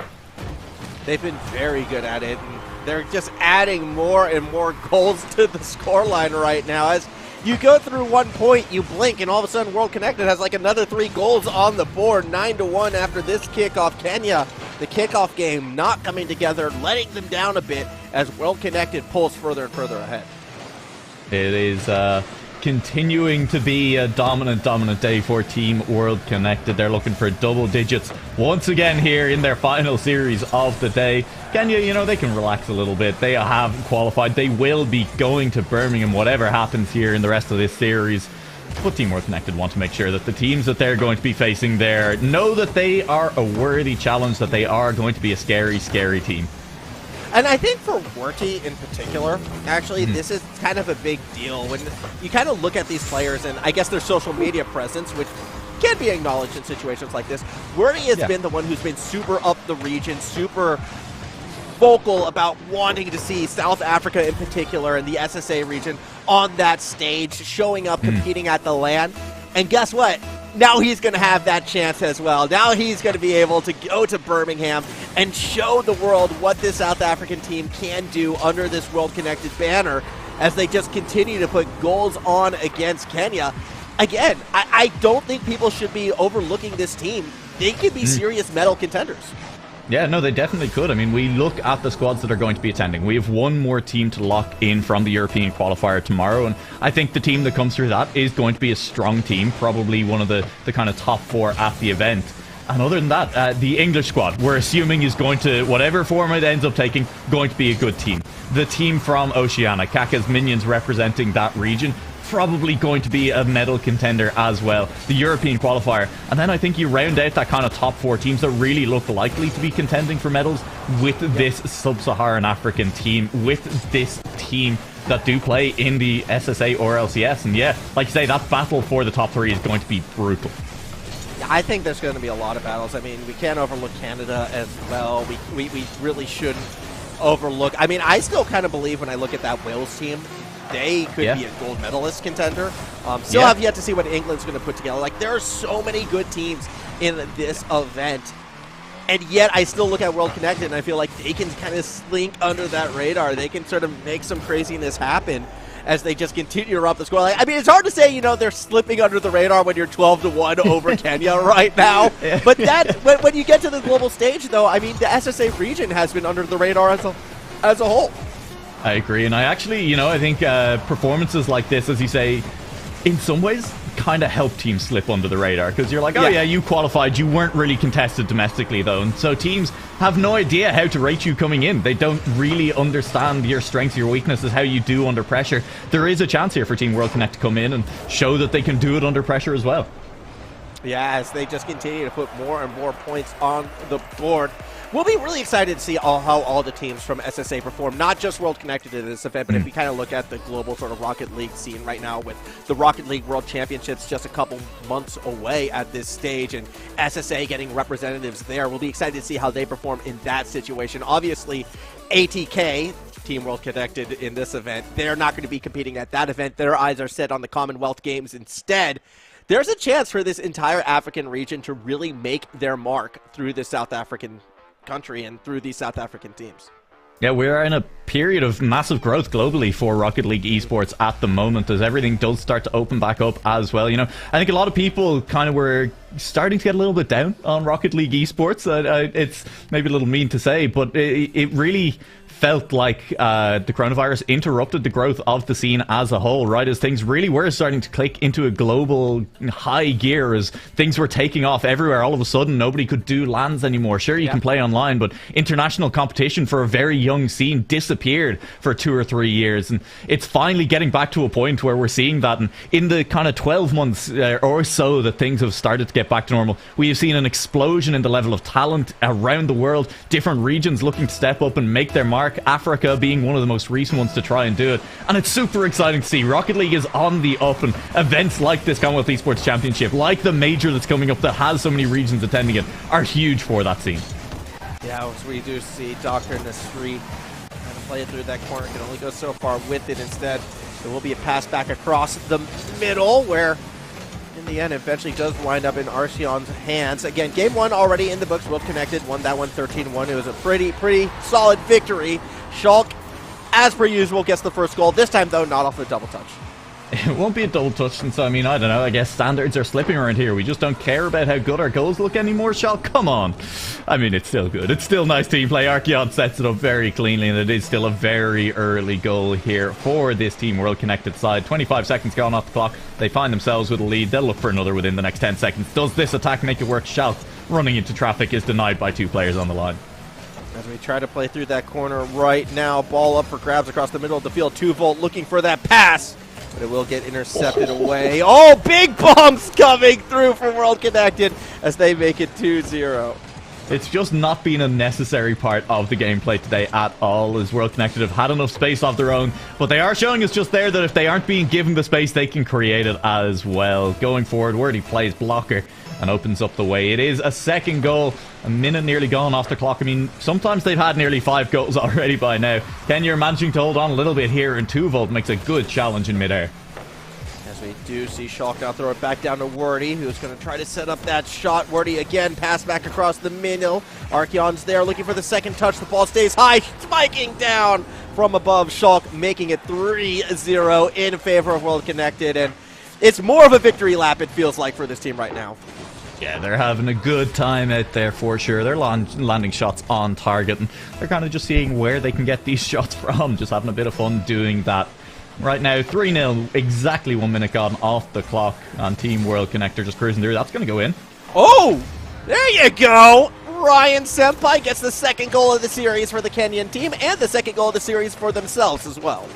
Yeah, second goal for them, equaling Ghana's total against this Team World Connect squad. If they can get a third, they will do the best. Technically, and if you just count goals they've scored against of any of the teams in the qualifier against Team World Connect today.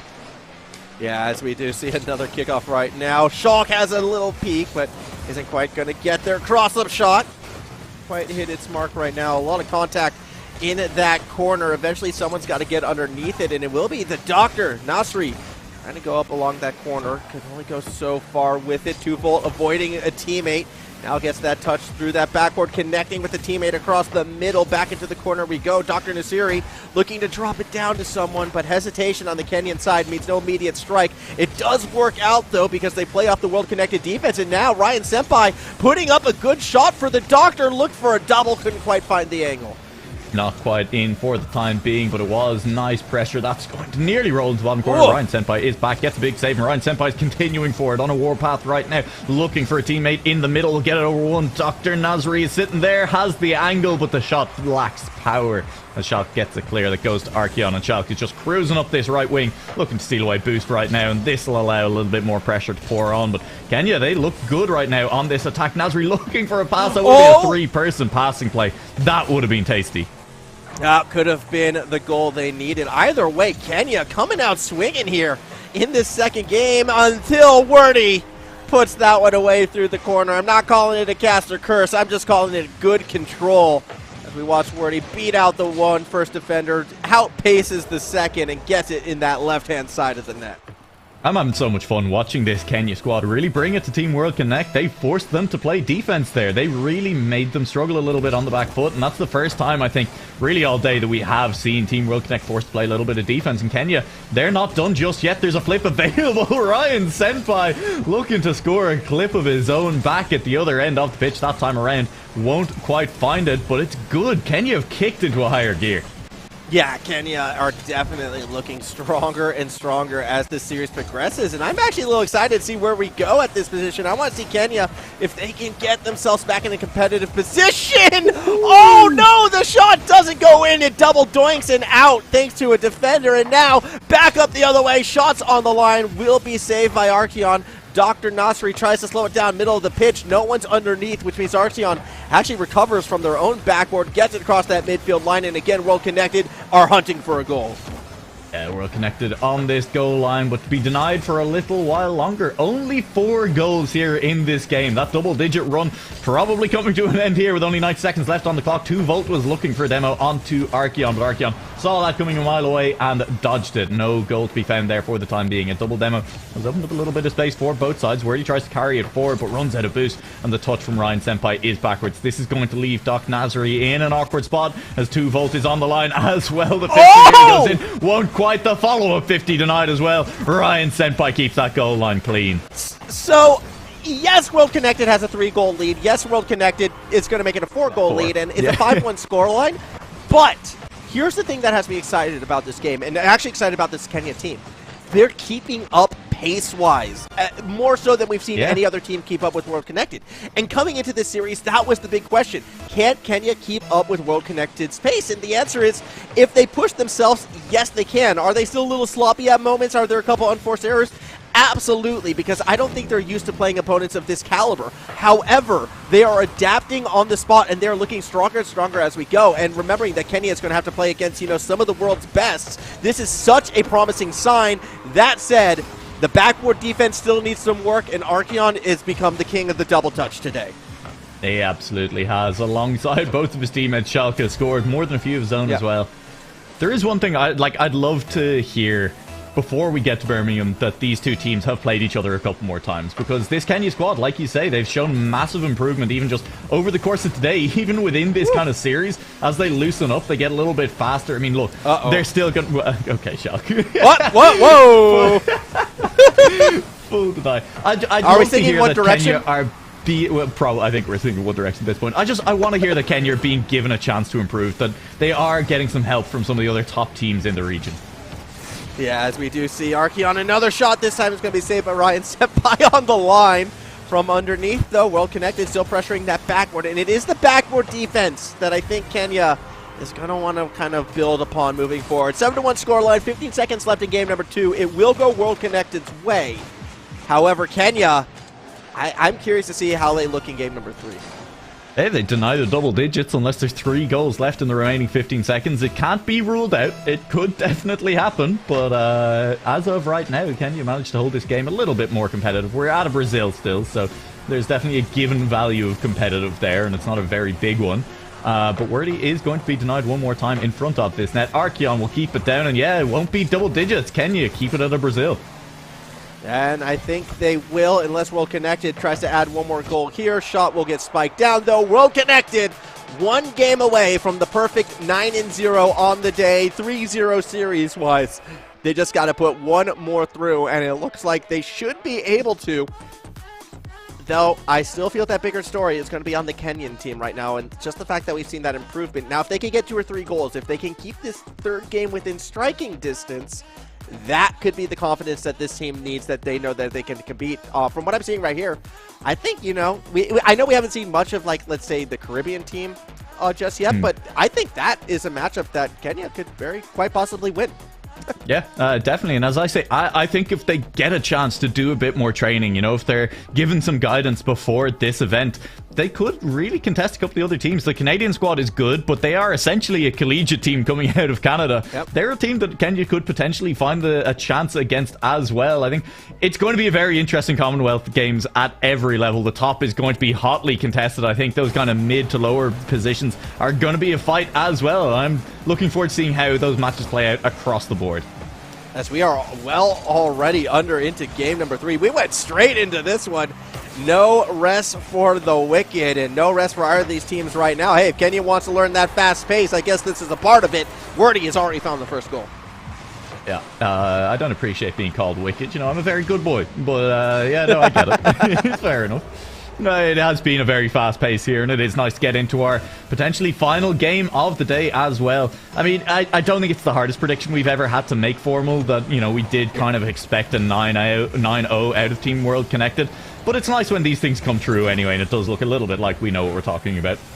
Yeah, I mean, it was a pretty straightforward shot with this one, unfortunately. And again, it's just because I think a lot of it has to do with the opportunity that was given to the South African sort of region right now, the SSA region in RLCS. This World Connected lineup has had something to play for the past 9 months. They've had a goal. They've had RLCS. They've had consistent tournaments. The same can't be said for any of the other 3 countries competing in this event today. Again, I went to the Ghana Esports page. The only event listed was the one that we saw here today. Kenya, only around like the 8th most connected in terms of online esports when it comes to the African continent as a whole. They were always going to have those sort of opportunistic disadvantages. And yet, the fact that we're seeing them compete with World Connected, still kind of putting a somewhat competitive match, at least something that we can build off in the future, shows that there is still so much potential in this African region. And I'd love to see, again, more events, maybe not always the Commonwealth Games, but just more events as a whole, like growth throughout so many of these countries, and to see what types of players and what types of, competitions can come from it.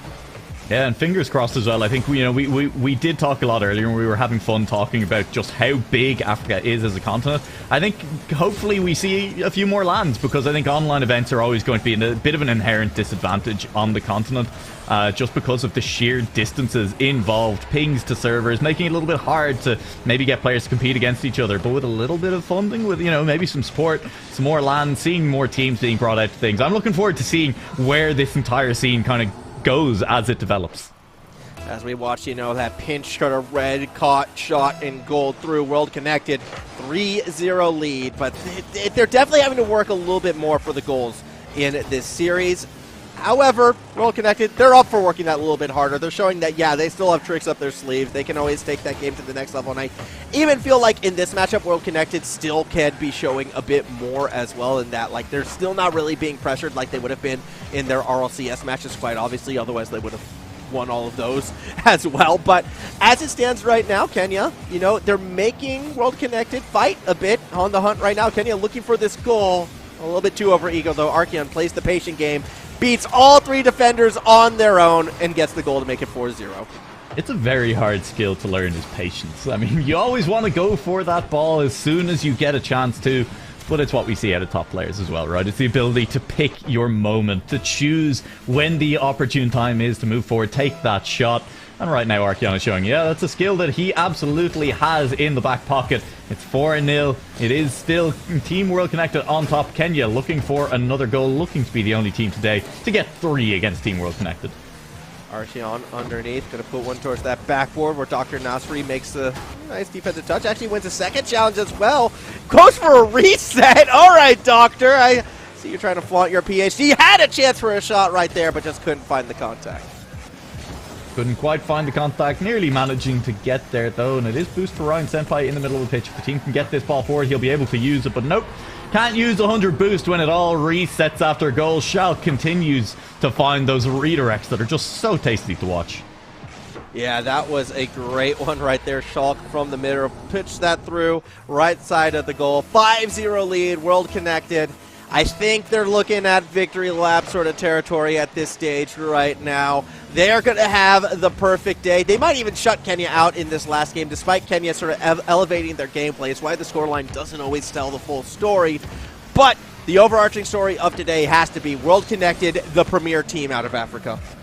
Yeah, the team to beat coming out of this region, and the question is, who will be able to beat them at the Commonwealth Esports Championships? As we say, we're waiting with bated breath to find out exactly what shape the English squad is going to take. Tomorrow will feature those rest of those European squads, seeing exactly who the best is of those. I think eyes on the Welsh squad, they're looking pretty exciting, to be honest, but Northern Ireland and Scotland as well definitely put together rosters that could contest them. And of course, as we said previously, the Oceanic squad coming through, and even the Indian team could be good fun to watch at this event.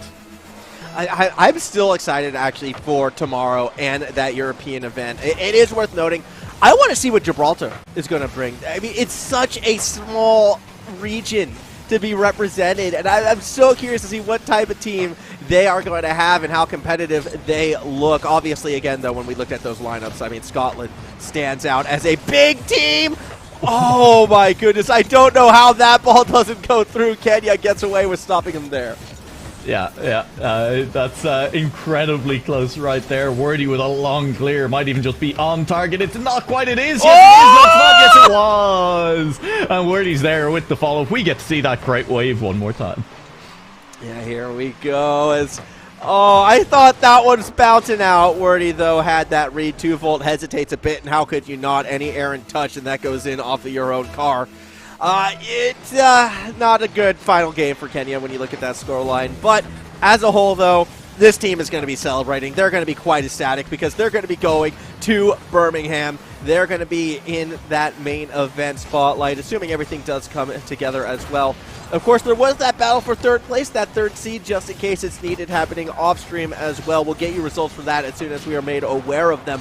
But as it stands, World Connected, a perfect day out, a day that will send them to the main event, as Shulk still making defenders miss, going straight down the middle. Save on the line by 2Volt.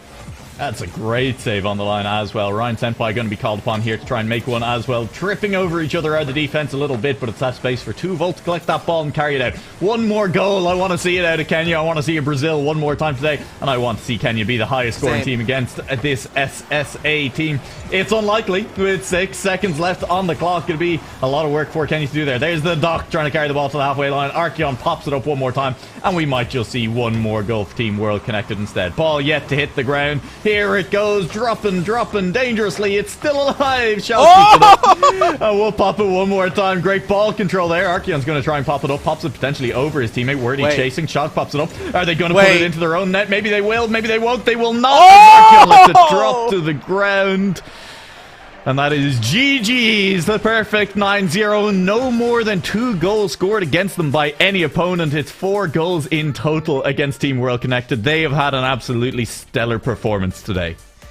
And that's going to be exciting to see if they can keep that momentum going all the way to Birmingham. Though, hey, if you're Kenya, it's all good. You're going to be going as well. They are the top 2 seeded teams. They are the 2 teams that have advanced. And for Ghana, as well as Malawi, I mean, look, they came, they competed, they performed, they gave it their best shot. It was a unique opportunity. Ghana had that rough start. Malawi had their moments but could never keep an entire series together. Still, they were out here competing, and I'm excited to see where these nations continue to grow within the realm of esports. Yeah, the Commonwealth Esports Championships happening in August. It's a partnership, of course, as we say, between the Global Esports Federation and the Commonwealth Games Federation. It's a hashtag World Connected event, and what a world we are shaping up to send there at the moment. 2 teams from Africa going, and we're looking forward to seeing especially how that top seed Team World Connected do at the event. It's been a lot of fun watching it go down, and these teams, it's going to be an absolutely massive collision between all of them when we get to Birmingham. Oh, I think it's going to be an exciting showcase, but we still have, at least 2 more teams to send. England, we have no idea what they're doing yet. They're still trying to figure that out. But what we do know is tomorrow we will be sending the European team through, and that's going to be between Gibraltar, Wales, Northern Ireland, Scotland, and Jersey. We're going to be streaming 5 of those games here, starting at roughly around that same time, just an hour earlier from when the stream started today. So wherever you are in the world, just set your clock back 1 hour. That's when we're going to be kicking things off. On behalf of myself, though, and Noah Leok, it's been a pleasure having you once again. We will hopefully see you again tomorrow at the Commonwealth Esports Championships.